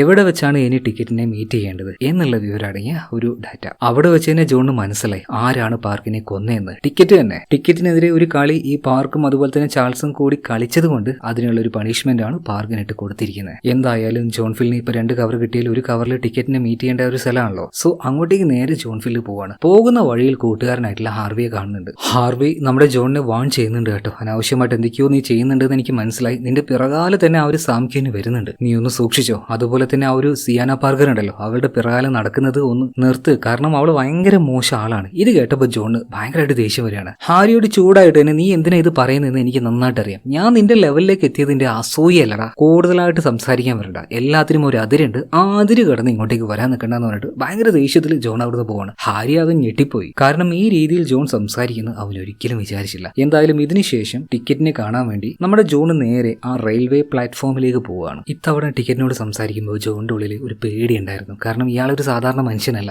എന്തും ചെയ്യും. അതുപോലെ തന്നെ ഇനി അവർ അടുത്തതായിട്ട് ചെയ്യാൻ പോകുന്നത് കുറച്ചുകൂടി വലിയ പരിപാടിയാണ്. $20 മില്യൺ ചിലപ്പോൾ ലാഭമായിട്ട് കിട്ടാനുള്ള സാധ്യതയുണ്ട്. അതിന്റെ ഷെയർ ആയിട്ട് $5 മില്യൺ ജോൺ ഫിലിന് കിട്ടാൻ പോകുന്നത്. ഒരു എന്ന് പറഞ്ഞാൽ വലിയ തുകയാണ്. എന്നാൽ ഇത് കേൾക്കുമ്പോൾ അവന്റെ ഉള്ളിൽ സന്തോഷമല്ല, ഒരു പേടിയാണ് ഇത്തവണ വന്നത്. അപ്പൊ ജോണി ചോദിക്കുന്ന ടിക്കറ്റ്, നിങ്ങൾ ഇതുപോലെ ഒരുപാട് സമ്പാദിച്ചില്ലേ, ഇനിയെങ്കിലും നിർത്തിക്കൂടെ എന്ന് മാന്യമായിട്ട് ചോദിക്കുകയാണ്. അപ്പൊ ടിക്കറ്റ് പറയുന്നുണ്ട്, മോനെ ഇതൊരു ലഹരിയാണ്, എത്ര ഉണ്ടാക്കിയാലും കിട്ടിയാലും മതിയാവാത്തൊരു ലഹരി. അതുകൊണ്ട് ഞാൻ പറയുന്നത് പോലെ കേൾക്ക്, നിനക്കും കാശുണ്ടാക്കാം എനിക്കും കാശുണ്ടാക്കാം. എന്തായാലും ഇത്തവണയും ടിക്കറ്റ് ഏൽപ്പിച്ച ആ ഒരു ജോലി ചെയ്യാന്ന് ജോണ് സമ്മതിച്ച് തിരിച്ചു പോവാണ്. ഇതേ നേരം തന്നെ ജോണിപ്പോ ആ ഒരു സിയാന പാർക്കറുമായിട്ട് ഒരു റിലേഷനിലുണ്ടല്ലോ, അവളുടെ അടുത്ത് പോയിട്ട് സ്വാം കിങ് ചില കാര്യങ്ങൾ സംസാരിക്കുന്നുണ്ട്. അവളെ നന്നായിട്ടൊന്ന് ഭീഷണിപ്പെടുത്തുകയാണ്. പല ആൾക്കാരുമായിട്ട് അവർക്ക് റിലേഷൻ ഉണ്ടല്ലോ, അവരെല്ലാം ബ്ലാക്ക്മെയിൽ ചെയ്ത് ഒരു ഇച്ചിരി കാശ് അവളുടെ അക്കൗണ്ടിലേക്ക് എടുത്തിട്ടുണ്ട്. അപ്പൊ അതിന്റെ പേരിൽ അവളുടെ പേരിൽ കേസ് എടുക്കാം എന്ന് പറഞ്ഞ് ഭീഷണിപ്പെടുത്തി അവളെ കൊണ്ടൊരു കാര്യം ചെയ്യിപ്പിക്കുകയാണ്. ആര്? ഈ സാം കിങ്. അതായത് സിയാന പാർക്കറുടെ കയ്യിൽ ഒരു പെൻഡ്രൈവ് കൊടുത്ത് ആ പെൻഡ്രൈവ് നമ്മുടെ ജോൺ ഫിൽ ഉണ്ടല്ലോ അവന്റെ കമ്പ്യൂട്ടറിൽ കുത്താൻ ഏൽപ്പിക്കുകയാണ്. അങ്ങനെ പിറ്റേ ദിവസമായി ടിക്കറ്റ് പറഞ്ഞതുപോലെ തന്നെ ഒരു കമ്പനി അതിന്റെ ആ ഒരു സ്റ്റോക്ക് വാങ്ങാൻ വേണ്ടിയിട്ട് ജോൺ കമ്പ്യൂട്ടറിലേക്ക് നോക്കി അങ്ങനെ നിൽക്കുകയാണ്. ആ സ്റ്റോക്കിന്റെ പ്രൈസ് താവണല്ലോ. ആ താവാൻ വേണ്ടി എന്താണ് ഈ ടിക്കറ്റ് ചെയ്തതെന്ന് അറിയോ? ആ കമ്പനിയിൽ ഒരു തീപിടുത്തം ഉണ്ടാക്കുകയാണ്. അങ്ങനെ തീപിടുത്തം ഉണ്ടാകുമ്പോൾ എന്തായാലും മാർക്കറ്റിൽ ആ വാർത്ത വരും, ആ കമ്പനിയുടെ ഷെയർ കുറയും. പറഞ്ഞതുപോലെ തന്നെ ഒരു അപകടം നടന്നു, കമ്പനിയുടെ ഷെയർ ഭയങ്കരമായിട്ട് കുറയാണ്. ജോൺ ഫിൽ ഈ ടിക്കറ്റ് പറഞ്ഞതുപോലെ തന്നെ ഒരുപാട് സ്റ്റോക്കുകൾ വാങ്ങി കൂട്ടുകയാണ് ഇപ്പോൾ. പക്ഷെ അപ്പോഴേക്ക് അവന്റെ ഉള്ളിൽ ആ ഒരു പേടി കൂടി വരികയാണ്. ഇതുപോലെ ഈ കമ്പനിയുടെ ഷെയറിന്റെ വില കുറയാൻ വേണ്ടിയിട്ട് ആ കമ്പനിക്ക് തീയിടണമെങ്കിൽ ഇയാൾ എന്ത് വേണമെങ്കിൽ ചെയ്യില്ലേ? ഇവന്റെ കൂടെ നിന്ന് അവസാനം എനിക്ക് എന്ത് സംഭവിക്കും എന്ന കാര്യത്തിൽ ഭയങ്കര പേടിയുണ്ട് അവന്. ഇതേ നേരത്താണ് അൺയൂഷ്വൽ ആയിട്ട് നമ്മുടെ ജോൺ ഫിൽ എന്തൊക്കെയോ ട്രാൻസാക്ഷൻ നടത്തുന്നുണ്ട് എന്ന് ഹാരി കമ്പനിയുടെ ബോസിനോട് പരാതിപ്പെടുന്നത്. അപ്പൊ ബോസ് രണ്ടുപേരെയും വിളിപ്പിക്കുകയാണ്. ആ സമയം നോക്കിയിട്ട് സിയാന പാർക്കർ സ്വാം കിങ്, അതായത് ആ ഓഫീസർ കൊടുത്ത പെൻഡ്രൈവ് അവന്റെ ആ ഒരു ലാപ്ടോപ്പിലല്ല കമ്പ്യൂട്ടറിൽ കുത്തുകയാണ്. ഇതേ നേരം തന്നെ ബോസ് വിളിച്ചിട്ട് ജോൺ ഫിലിനെയും അതുപോലെ തന്നെ ഹാരിയോടും കാര്യങ്ങൾ ചോദിക്കുന്നുണ്ട്. അപ്പോൾ ബോസ് പറയുന്ന കാര്യം ഈ ജോൺ ഫിൽ കമ്പനിക്ക് വേണ്ടി വർക്ക് ചെയ്തിട്ട് ഒരുപാട് കമ്മീഷൻ നമ്മുടെ കമ്പനിക്ക് വേണ്ടി മേടിച്ചിരുന്നുണ്ട്. ഹാരി, നിന്നെ കൊണ്ട് അതിനൊന്നും പറ്റുന്നില്ലല്ലോ, അതുകൊണ്ട് നീ നിന്റെ ജോലി നോക്കുന്നു പറഞ്ഞിട്ട് അവിടെ വെച്ച് ഹാരിയെ ഇൻസൾട്ട് ചെയ്യാണ്. ജോൺ ഫിൽ അവനെ നോക്കി ഒന്ന് ചിരിച്ച് ജോണിന്റെ ക്യാബിനിലേക്ക് തന്നെ പോവാണ്. ഇതേ നേരം തന്നെ ഒരു ട്രാഫിക് ജാമിൽ കാണിക്കുകയാണ്. അവിടെ ഒരു കാറിൽ ഭയങ്കര ടെൻഷനിൽ ചാൾസ് ഇരിക്കുന്നുണ്ട്. അതായത് ചാൾസും അതുപോലെ തന്നെ പാർക്കും കൂടിയിട്ടാണ് ടിക്കറ്റിനെതിരെ തെളിവുകൾ ഉണ്ടാക്കാൻ നടന്നത്. അതിൽ ആ ഒരു പാർക്ക് മരണപ്പെട്ടു. ചാൾസ് ഇപ്പോഴും ജീവനോടെ ഉണ്ട്. അവന്റെ ഉള്ളിൽ നല്ലൊരു പേടിയുണ്ട് കേട്ടോ. എന്നാൽ ആ ട്രാഫിക് ജാമിലേക്ക് ഇപ്പൊ ഒരു കാർ വന്ന് നിൽക്കുകയാണ്. അതിന്റെ ഉള്ളിൽ ടിക്കറ്റ് ഉണ്ട്. ഇപ്പൊ ചാൾസിന് നോക്കി ടിക്കറ്റ് ഒരു ചിരി ചിരിക്കുകയാണ്. ആ ചിരി കൊലച്ചിരിയാണെന്ന് ചാൾസിന് അപ്പൊ തന്നെ മനസ്സിലായി. അധികം വൈകാതെ ഒരു ട്രക്ക് വന്ന് അവന്റെ ആ ഒരു കാറിൽ ഒരേറ്റ ഇടിയാണ്. എന്ത് സംഭവിച്ചു എന്ന് ഞാൻ പറയണ്ടല്ലോ, ബ്രൂട്ടലായിട്ട് മരണപ്പെടുകയാണ്. ഇതേ നേരം തന്നെ ആ ഒരു സ്റ്റോക്ക് മാർക്കറ്റിന്റെ ടൈമിംഗ് എല്ലാം കഴിഞ്ഞ് ഈ ടിക്കറ്റ് പറഞ്ഞതുപോലെ ജോൺ ഫിൽ കുറെ സ്റ്റോക്ക് വാങ്ങി കൂട്ടി പിന്നെ അത് വിറ്റ് വലിയ പ്രോഫിറ്റ് ഉണ്ടാക്കി കഴിഞ്ഞു. എന്നാൽ ആ ടൈം കഴിഞ്ഞപ്പോൾ ജോൺ ഫില്ലിന്റെ ഫോണിലേക്ക് ഒരു കോള് വരികയാണ്. വിളിച്ച ആള് പറയുന്നത്, എടാ ജോൺ ഫില്ലെ, നീ എത്ര കാലമായി ടിക്കറ്റിന്റെ കീഴിൽ ജോലി ചെയ്യുന്നു? ചെറിയൊരു കമ്മീഷൻ കിട്ടും, ആ എച്ചിക്കാശ് മതി നിനക്ക്. പട്ടിക്ക് എള്ളും കഷ്ണം കൊടുക്കുന്നത് പോലെ അയാൾ നിനക്ക് തരുന്നത്. അത് വെച്ച് എന്തുണ്ടാക്കാനാ? നീ എന്റെ കൂടെ നിൽക്ക്. എന്റെ കൂടെ നിന്നാൽ കിട്ടുന്നതിന്റെ പകുതി നിനക്ക് പകുതി എനിക്ക്. എന്താ സമ്മതാണോ ജോൺ ഫില്ല് എന്ന് ആ ആള് ചോദിക്കാണ്. എന്നാൽ ആ ഒരു കോള് കേട്ട പാടിനെ ജോൺ ചോദിക്കാണ്, അല്ല നിനക്ക് എങ്ങനെ എന്റെ പേര് മനസ്സിലായത്? ഈ ഒരു ടിക്കറ്റുമായിട്ട് ബന്ധമുള്ള ആരുടെ പേരും അങ്ങോട്ടും ഇങ്ങോട്ടും ആർക്കും അറിയില്ല. പിന്നെ എങ്ങനെ നിനക്ക് എന്റെ പേര് മനസ്സിലായി? അങ്ങനെയാണെങ്കിൽ നീ എന്നെ പെടുത്താൻ നോക്കിയല്ലേ? വെച്ചിട്ട് പോടാന്ന് പറഞ്ഞിട്ട് ഫോണ് കട്ടിയാണ്. സത്യം പറഞ്ഞാൽ ആ വിളിച്ച ആള് മറ്റാരും ആയിരുന്നില്ല, സ്വാംകിൻ ഉണ്ടല്ലോ, ആ ഓഫീസറുടെ ഒരു അസിസ്റ്റന്റ് ആയിരുന്നു. സത്യം പറഞ്ഞാൽ ജോൺ ഫില്ലിനെ പെടുത്താൻ വേണ്ടിയിട്ടുള്ള ഒരു കോള് അല്ലെങ്കിൽ ഒരു ട്രാപ്പ് തന്നെയായിരുന്നു അത്. എന്തായാലും ഇതോട് കൂടിയിട്ട് ജോൺ ഫിൽ ആകെ വിറച്ച ഒരു പരുവായിട്ട് നേരെ ടിക്കറ്റിനെ കാണാൻ വേണ്ടി അയാൾ പറഞ്ഞ സ്ഥലത്തേക്ക് പോവാണ്. അതൊരു ഹോസ്പിറ്റലായിരുന്നു. അവിടെ ചെന്ന് നോക്കിയ ജോൺ ഫിൽ ഞെട്ടിപ്പോവാണ്. അതായത് നേരത്തെ ആ ഒരു ആക്സിഡന്റിൽ ചാൾസ് മരിച്ചിട്ടില്ലായിരുന്നു. മരിക്കാവുന്ന അവസ്ഥയിൽ ഹോസ്പിറ്റലിൽ ആ ബെഡിൽ കിടക്കുകയാണ്. അയാളുടെ തൊട്ടടുത്ത് തന്നെ കൈക്കുഞ്ഞുമായിട്ട് ചാൾസിന്റെ ഭാര്യ ഉണ്ടായിരുന്നു കേട്ടോ. ഈ ഒരു കാഴ്ച ശരിക്കും ജോൺ ഫിലിനെ ഞെട്ടിച്ചു കളഞ്ഞു. ഇപ്പൊ അങ്ങോട്ടേക്ക് ഈ ഒരു ടിക്കറ്റും വരികയാണ്. ടിക്കറ്റ് അല്ല, ചെകുത്താനാണ്. അങ്ങനെ മരിക്കാൻ കിടക്കുന്ന ചാൾസിനെ കുറച്ചു നേരം നോക്കിയിട്ട് ഇപ്പൊ ഈ ജോണിനെയും കൂട്ടിയിട്ട് ടിക്കറ്റ് പുറത്തേക്ക് പോവാണ്. എന്നിട്ട് ടിക്കറ്റ് ജോണിനോട് ഒരു കാര്യം പറയുന്നുണ്ട്. നമ്മൾ ഇന്ന് ഉണ്ടാക്കാൻ പോയ ഒരു ഡീൽ ഉണ്ടല്ലോ, അതിനിടയിലേക്ക് കയറി നമുക്കിട്ടൊരു പണി തരാൻ വേണ്ടിയിട്ട് പാർക്കും ചാൾസും കൂടി ഒരു കളി കളിച്ചു. ഒരു വലിയ റിസ്ക് ആയിട്ടുള്ള ഗെയിമാണ് നമ്മൾ ഈ കളിച്ചുകൊണ്ടിരിക്കുന്നത്. അതിനിടയിൽ ഒരു പാര കിട്ടിക്കഴിഞ്ഞാൽ നമ്മൾ ആകെ തകർന്നില്ലാതായി പോകും. അങ്ങനെ പാര വെച്ചവരെ നമ്മൾ ജീവനോട് വെക്കാൻ പാടുണ്ടോ? ഇല്ല. ആ പാർക്കിനെയും ചാൾസിനെയും ഞാൻ തന്നെയാ ഈ കൊലത്തിലാക്കിയിട്ട്. പിന്നെ മുന്നേ ഒരു ജെയിംസ്, അവൻ മരിച്ചുപോയില്ലേ, അവനെയും കൊന്നത് ഞാൻ തന്നെയാ. അവനും എനിക്കിട്ടൊരു പണി തരാൻ നോക്കി. എന്തായാലും ഇതെല്ലാം വിട്ടേക്ക്, നമുക്ക് ഇനിയും പുതിയ പരിപാടികൾ ഒരുപാട് വരാണ്ട്. നീ അതിലേക്ക് മാത്രം ശ്രദ്ധ കൊടുത്താൽ മതി. എന്നാൽ ശരി, ഞാൻ വിളിക്കാം, നീ കാത്തിരുന്നാൽ മതി എന്ന് പറഞ്ഞിട്ട് ടിക്കറ്റ് അവിടുന്ന് പോവുകയാണ്. ശരിക്കും ആ ഒരു സമയത്ത് ജോൺ ഫിൽ ഇങ്ങനെ വിറച്ച് നിൽക്കുകയായിരുന്നു. കാരണം ഇത്രയും ദിവസം അവൻ ഡീൽ ചെയ്തത് ഒരു ചെകുത്താനുമായിട്ടാണ്. This deal with a devil എന്നൊക്കെ പറയില്ല, അതുപോലെ ആ ചുഴിയിലേക്ക് അവൻ പെട്ടുപോയി. അതൊന്നും ഇനി പുറത്തേക്ക് കടക്കാൻ പറ്റില്ല. പുറത്തേക്ക് വന്നു കഴിഞ്ഞാൽ ടിക്കറ്റ് അവനെ കൊന്നാളെ. ഇനിയിപ്പോ ടിക്കറ്റിന്റെ കൂടെ തന്നെ ഇങ്ങനെ നിൽക്കുകയാണെങ്കിൽ അധികം വൈകാതെ പോലീസ് അവനെ പൊക്കുകയും ചെയ്യും. എന്ത് ചെയ്യണം എന്നറിയാതെ ആകെ ഒരു ആശയക്കുഴപ്പത്തിലാണ്. അധികം വൈകാതെ ഇനി എന്താണ് അടുത്തത് ചെയ്യാൻ പോകുന്നത് എന്നുള്ള കാര്യം ടിക്കറ്റ് ഇപ്പോൾ ജോൺ ഫിലിനെ വിളിച്ച് പറഞ്ഞു കൊടുക്കുകയാണ്. അതായത് ഒരു കമ്പനിയെ മുഴുവനായിട്ടും ഇവരിനി വിഴുങ്ങാൻ പോവുകയാണ്. ആ കമ്പനി ഏതാണെന്ന് കേട്ടപ്പോൾ ജോൺ ആകെ ഞെട്ടിപ്പോയി. അവന്റെ കൂട്ടുകാരനായിട്ടുള്ള ഹാരി ഉണ്ടല്ലോ, അവന്റെ അച്ഛനൊരു ബിസിനസ് ഉണ്ടായിരുന്നു, വോങ്സാങ് എന്ന് പറഞ്ഞിട്ടൊരു കമ്പനി. ആ കമ്പനി ഇപ്പോൾ അത്യാവശ്യം പൊട്ടിയ നിലയിലാണ്. അപ്പൊ പിന്നെയും ബാഡ് ന്യൂസ് ഉണ്ടാക്കി അതിന്റെ ആ ഒരു സ്റ്റോക്ക് പ്രൈസ് ഒരുപാട് താത്തിയിട്ട് അതെല്ലാം മുഴുവനായിട്ട് മേടിച്ച് ആ ഒരു കമ്പനിയെ തന്നെ വിഴുങ്ങാനാണ് ടിക്കറ്റിന്റെ പദ്ധതി. അതിനുശേഷം ചില മാറ്റങ്ങളൊക്കെ വരുത്തി കമ്പനിയെ നന്നാക്കിയിട്ട് നല്ല വിലയിൽ വിൽക്കാനാണ് ഇനി ഇവരുടെ പദ്ധതി. പക്ഷേ ഈ കാര്യം ചെയ്യുന്ന സമയത്ത് ജോണിന്റെ കൈയും കാലൊക്കെ വിറക്കുന്നുണ്ടായിരുന്നു കേട്ടോ. സ്വന്തം കൂട്ടുകാരനെയല്ലേ ഈ ചതിക്കാൻ പോകുന്നത്. അങ്ങനെ ആ ഒരു വിഷമത്തിൽ നിൽക്കുമ്പോൾ തന്നെ ഈ സാംക്യുവിന്റെ നേതൃത്വത്തിൽ ഒരു ടീം അങ്ങോട്ടേക്ക് വന്ന് അവനെ അറസ്റ്റ് ചെയ്യാണ്. കാരണം ഇപ്പൊ ജോൺ ഫിലിനെതിരായിട്ടുള്ള തെളിവുകൾ കിട്ടിയിട്ടുണ്ട്. അവൻ എപ്പോഴും കൂടെ കൊണ്ടുവരുന്ന ആ ഒരു പെണ്ണുണ്ടല്ലോ, സിയാന പാർക്കർ, അവൾ ആ ഒരു പെൻഡ്രൈവ് അവന്റെ സിസ്റ്റത്തിൽ കുത്തിയതോട് കൂടിയിട്ട് അതിലെല്ലാ വിവരവും പെൻഡ്രൈവിലേക്ക് വന്നല്ലോ. ആ തെളിവിന്റെ ബേസിലാണ് ജോൺ ഫിലിനെ ഇപ്പൊ അറസ്റ്റ് ചെയ്ത് ജയിലിലേക്ക് കൊണ്ടുപോയിരിക്കുന്നത്. അവിടെ വെച്ച് ജോണിനോട് നേരിട്ട് സാംക്യുൻ സംസാരിക്കുകയാണ്. ജോണെ, എനിക്ക് നിന്നെ വേണ്ട, എനിക്ക് അവനെ കിട്ടിയാൽ മതി. ടിക്കറ്റിനെ അവനെ പിടിക്കാനുള്ള ആ ഒരു തെളിവ് എങ്ങനെയെങ്കിലും നീ എനിക്ക് ആക്കി തരണം. നീ ഒരു കാര്യം മനസ്സിലാക്കുക, അവന്റെ കൂടെ നിന്ന് 3 ആൾക്കാരെയാണ് നിലവിൽ അവൻ കൊന്നിരിക്കുന്നത്. ഈ ഒരു ഗവൺമെന്റിന്, ഈ രാജ്യത്തിന് എത്ര വലിയ നഷ്ടമാണ് അവൻ വരുത്തുന്നതെന്ന് അറിയോ? എത്രത്തോളം പാവപ്പെട്ട ആൾക്കാരുടെ പൈസയാണ് അവൻ ഇതുപോലെ ഉടായ്പ് കളിച്ചുകൊണ്ട് അവന്റെ കയ്യിലേക്ക് എത്തിക്കുന്നത്. നിനക്കൊരു മനസാക്ഷിയും തോന്നില്ലേ? അതുപോലെ നിന്നെ പെടുത്തിയത് മറ്റാരുമല്ല, നിന്റെ കൂടെ നടക്കുന്ന ആ ഒരു പെണ്ണുണ്ടല്ലോ, സിയാന പാർക്കർ, അവള് തന്നെയാ. അതുകൊണ്ടൊരു കാര്യം മനസ്സിലാക്കിക്കോ, നീ ഇപ്പൊ ജീവിക്കുന്നത് ഒരു കുമിളക്കുള്ളിലാണ്. എപ്പോ വേണമെങ്കിലും ആ ഒരു കുമിള പൊട്ട. അതിന് മുന്നേ ആയിട്ട് അവനെതിരെയായിട്ട് തെളിവുകൾ നീ എനിക്ക് തരികയാണെങ്കിൽ നിന്നെ മാപ്പുസാക്ഷിയാക്കും. നിനക്ക് ഒരു പ്രശ്നം ഉണ്ടാവില്ല, നിനക്ക് രക്ഷപ്പെട്ട് ഇവിടുന്ന് പോകാന്ന് പറയാണ്. കുറച്ചു നേരം നമ്മുടെ ജോൺ അങ്ങനെ ആലോചിച്ചിരിക്കുകയാണ്. ഈ ടിക്കറ്റ് കാരണം ഉണ്ടായ ക്രൈമുകൾ അവിടെ ഒരു നോട്ടീസ് ബോർഡിൽ വെച്ചിട്ടുണ്ട്. അത് മുഴുവനും കുറെ നേരം ജോൺ അങ്ങനെ നോക്കി നിൽക്കുകയാണ്. അവസാനം ജോൺ തീരുമാനിക്കുന്നുണ്ട്, ഇത് ഇന്ന് ഇവിടെ നിർത്തണം. അതിനെന്തെങ്കിലും ഒരു പ്ലാൻ ഉണ്ടാക്കിയേ മതിയാവുള്ളൂ. അതിനായിട്ട് ജോൺ ഫിൽ ആദ്യം കാണാൻ പോകുന്നത് അവന്റെ സുഹൃത്തുണ്ടല്ലോ, ഹാരിയാണ്. എന്നാൽ ഹാരി പറയുന്നത്, നീ എന്തിനാ എന്നോട് സംസാരിക്കാൻ വരുന്നത്? എപ്പോഴും ഒരു ഡിസ്റ്റൻസിൽ നിൽക്കണം എന്നൊക്കെയല്ലേ നീ പറഞ്ഞത്. ഇപ്പോ നമ്മുടെ ജോൺ പറയണേ, എടോ അന്നത്തെ ആ ഒരു ദേഷ്യത്തിൽ പറഞ്ഞു പോയതാണ്, ദയവ് ചെയ്ത് ക്ഷമിക്കും നീ എന്നോട്. അതുപോലെ തന്നെ നിങ്ങളുടെ കമ്പനി ആകെ പൊട്ടി നിൽക്കുകയല്ലേ, ചെറിയ വിലക്ക് ഏതോ ചൈനീസ് കമ്പനിക്ക് വിൽക്കാൻ പോവല്ലേ, ഞാൻ വേണമെങ്കിൽ കമ്പനിയുടെ ഷെയർ മുഴുവനായിട്ടും ഒരുമിച്ച് വാങ്ങി നിന്റെ കമ്പനിയെ രക്ഷപ്പെടുത്താം. ഇത് കേട്ടപ്പോൾ ഹാരി ചിരിക്കാണ്. നീ എന്താ ഈ പറയുന്നത്? ഇത്രയും വലിയ എമൗണ്ട് കൊടുത്ത് എന്റെ കമ്പനിയെ നീ വാങ്ങാൻ പോവാന്നോ? ഓൾറെഡി ആ ചൈനക്കാർ ഡീൽ ഉണ്ടാക്കി കഴിഞ്ഞു. ഇപ്പൊ ജോൺ പറയണേ, എടോ അവര് നിനക്ക് തരാൻ പോകുന്നത് ഒരു പിച്ച കാശാണ്, അതൊക്കെ വിട്ടേക്ക്. ഈ ഒരു തവണ കൂടെ ഞാൻ പറയുന്നത് കേക്ക്. നിന്റെ കമ്പനിയുടെ ഷെയർ മുഴുവനായിട്ട് നാളെ രാവിലെ ഞാൻ മേടിക്കാം. പിന്നീട് കമ്പനിയിൽ ഡെവലപ്മെന്റ് കൊണ്ടുവന്ന് ആ ഷെയറിന് നമുക്ക് നല്ല രീതിയിൽ വിൽക്കാം, നല്ല ലാഭം ഉണ്ടാക്കാം. എന്നാൽ ഹാരിക്ക് ഇതിൽ വലിയ വിശ്വാസമൊന്നുമില്ല കേട്ടോ. എന്നിരുന്നാലും ഈ ഒരു തവണത്തേക്ക് ജോണിനെ അവൻ വിശ്വസിക്കുകയാണ്. പിറ്റേ ദിവസം രാവിലെ ആയല്ലോ, 9 മണി ആയപ്പോൾ മാർക്കറ്റ് ടൈം ആരംഭിക്കുകയാണ്. ഒരു കൈയും കണക്കുമില്ലാതെ ജോൺ ഇപ്പോൾ അവന്റെ സുഹൃത്തായിട്ടുള്ള ഹാരിയുടെ കമ്പനിയുടെ ആ ഒരു ഷെയർ അതിന്റെ വില വളരെ തുച്ഛമായി കിടക്കുകയാണ്. അത് മുഴുവനായിട്ടും വൈകുന്നേരം വരെ ഇരുന്ന് വാങ്ങിക്കൊണ്ടേയിരിക്കുകയാണ്. എന്നാൽ ഈ നേരത്ത് പല തവണയായിട്ട് ടിക്കറ്റ് നമ്മുടെ ജോണിനെ വിളിക്കുന്നുണ്ട്. ഒരു തവണ പോലും ജോൺ ഫോൺ എടുക്കുന്നില്ല. പിന്നെ ആരുടെ കാശ് ഉപയോഗിച്ചാണ് ജോൺ ഫില്ല് ഈ ഒരു ഷെയർ മുഴുവൻ വാങ്ങിക്കൂട്ടുന്നത്? ടിക്കറ്റിന്റെ കൂടെ ചേർന്ന് ഇത്രയും കാലം അവൻ നിന്ന് ഒരുപാട് കാശ് സമ്പാദിച്ചായിരുന്നല്ലോ, ആ കാശ് ഉപയോഗിച്ചാണ് ഈ ഷെയർ മുഴുവൻ അവൻ മേടിക്കുന്നത്. അതും അവന്റെ പേരിലല്ല. അന്ന് ഹോളിഡേക്ക് പോയ സമയത്ത് ഒരു അമേരിക്കക്കാരൻ ബിസിനസ്സുകാരനെ പരിചയപ്പെട്ടില്ലേ, വിക്ടർ, അയാളുടെ കമ്പനിയുടെ പേരിലാണ് ഈ ഷെയർ മുഴുവനും വാങ്ങിച്ചു കൂട്ടുന്നത്. മാത്രമല്ല ഇത്രയും ബൾക്കായിട്ട് ആ കമ്പനിയുടെ വൂസാങ് കമ്പനിയുടെ ഷെയറുകൾ ഇങ്ങനെ വാങ്ങി തുടങ്ങിയ സമയത്ത് മാർക്കറ്റിൽ അതിന്റെ വില നന്നായിട്ട് കൂടുകയാണ്. വൈകുന്നേരം ആയപ്പോഴേക്കും നല്ല മാർക്കറ്റ് വന്നു, നല്ല വിലയ്ക്ക് അതെല്ലാം വിൽക്കാൻ പറ്റി, നല്ലൊരു പ്രോഫിറ്റ് ഇവർക്ക് എടുക്കാനും പറ്റി. അതോടുകൂടിയിട്ട് നമ്മുടെ വൂസാങ് കമ്പനി ഉണ്ടല്ലോ, ആ കമ്പനിയുടെ ഗതി തന്നെ മാറിപ്പോവാണ് കേട്ടോ. നല്ലൊരു പ്രോഫിറ്റ് അവരുടെ കമ്പനിയിലേക്ക് വന്നു കഴിഞ്ഞു. ന്യൂസിലും ഈ ഒരു കാര്യമൊക്കെ വരുന്നുണ്ട്. ന്യൂയോർക്കിലെ ബിസിനസ്സുകാരനായിട്ടുള്ള വിക്ടർ, അയാൾ ഈ ഒരു കമ്പനിയുടെ ഷെയറുകൾ വാങ്ങിച്ചത് കൊണ്ട് തന്നെ, അല്ലെങ്കിൽ അയാൾ കൊടുത്ത ഒരു ഫിനാൻഷ്യൽ സപ്പോർട്ട് കൊണ്ട് തന്നെ കമ്പനി നല്ല രീതിയിൽ ഡെവലപ്പ് ആയിട്ടുണ്ട്. ഈ കാര്യമെല്ലാം വാർത്തയിലൂടെ കാണുമ്പോൾ ഏറ്റവും കൂടുതൽ ദേഷ്യപ്പെടുന്നത്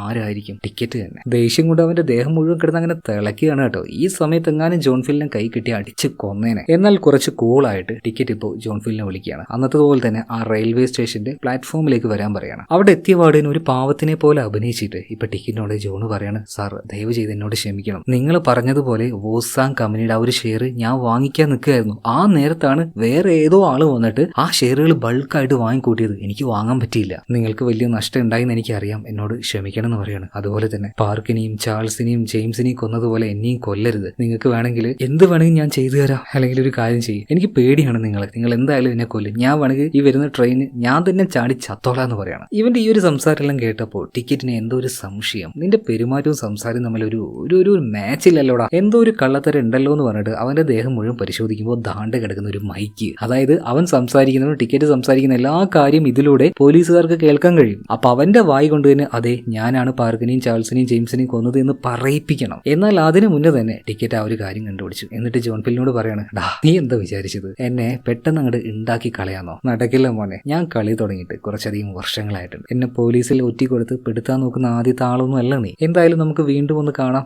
ശരി എന്നാന്ന് പറഞ്ഞിട്ട് ടിക്കറ്റ് അവിടെ നിന്ന് ചിരിച്ചുകൊണ്ട് നടന്നു പോവാണ്. ഇപ്പൊ പോലീസുകാർക്ക് ഇവിടെ എന്താ സംഭവിക്കുന്നത് തിരിയുന്നില്ല. കാരണം ഓൾറെഡി ആ ഒരു മൈക്കെല്ലാം ടിക്കറ്റ് വലിച്ചു പറിച്ച് കളഞ്ഞു. ജോണിനെ നോക്കി ഒരു കൊലച്ചെരിയും ചിരിച്ചുകൊണ്ട് ടിക്കറ്റ് എപ്പോഴത്തെയും പോലെ തന്നെ നടന്നു പോവാണ്. പെട്ടെന്ന് ഒരു ട്രെയിൻ അവിടെ വന്ന് നിൽക്കുകയാണ്. ഒരുപാട് ആൾക്കാർ അവിടെ വന്നിറങ്ങി. ആ കൂട്ടത്തിൽ നമ്മുടെ ജോൺ ഇപ്പോൾ ടിക്കറ്റിനെ കാണാൻ കഴിയുന്നില്ല. അതുകൊണ്ട് തന്നെ ജോൺ കയ്യിലുണ്ടായിരുന്ന ഒരു കെട്ട് കാശ് എടുത്ത് ഒറ്റ ഏറാണ്. ആ ആൾക്കാർ മുഴുവനും കാശ് പെറുക്കാൻ വേണ്ടി കുഞ്ഞ സമയത്ത് അവിടെ നിൽക്കുന്ന ടിക്കറ്റിനെ വീണ്ടും നമ്മുടെ ജോൺ കാണുകയാണ്. എന്നാൽ ഇതേ നേരം ആൾക്കൂട്ടത്തിലെ ഒരാൾ വന്നിട്ട് ജോണിനിട്ട് ഒരു കുത്തു കൊടുക്കുന്നുണ്ട്. രക്തം ഒഴുകി അവൻ താഴെ വീഴുകയാണ്. എന്നാൽ അവനെ കുത്തിയ ആളുടെ കാലിൽ അവൻ ഇറുക്കി പിടിച്ചിരിക്കുകയാണ്. ആ ആള് മറ്റാരുമല്ല, ഈ ടിക്കറ്റിന് വേണ്ടി ബാക്കിയുള്ള 3 പേരെയും കൊന്ന ആ ഒരു കില്ലർ തന്നെയാണ്. അവന്റെ കാലിൽ അപ്പം തന്നെ നമ്മുടെ ജോൺ പിടിക്കാട്ടോ. അവൻ അവിടെ നിന്ന് പോകാൻ കഴിയുന്നില്ല. അധികം വൈകാതെ അങ്ങോട്ടേക്ക് സാംകിനും പോലീസുകാരും എത്തുന്നുണ്ട്. അവിടെ വെച്ച് ഈ പോലീസുകാർ കൈയോടെ തന്നെ ടിക്കറ്റിനെയും അതുപോലെ ടിക്കറ്റിന്റെ ആ ഒരു കില്ലറേയും പിടിക്കുന്നുണ്ട്. പക്ഷെ പിടിച്ചതുകൊണ്ട് യാതൊരു കാര്യമില്ല. ടിക്കറ്റിനെതിരെയായിട്ട് യാതൊരു തെളിവും ഇപ്പൊ നിലവിൽ ഇവർക്ക് കിട്ടിയിട്ടില്ല. ടിക്കറ്റും ആ ഒരു കാര്യം നമ്മുടെ ഈ ഒരു സാമിനെ നോക്കിയിട്ട് പറയുന്നുണ്ട്, ഡാ എന്നെ വേണമെങ്കിൽ ഇപ്പൊ പിടിച്ചോ, പക്ഷെ ഒരു കാര്യമില്ല, യാതൊരു തെളിവും നിന്റെ കയ്യിലില്ല. പിന്നെ എന്ത് ചെയ്യാനാ?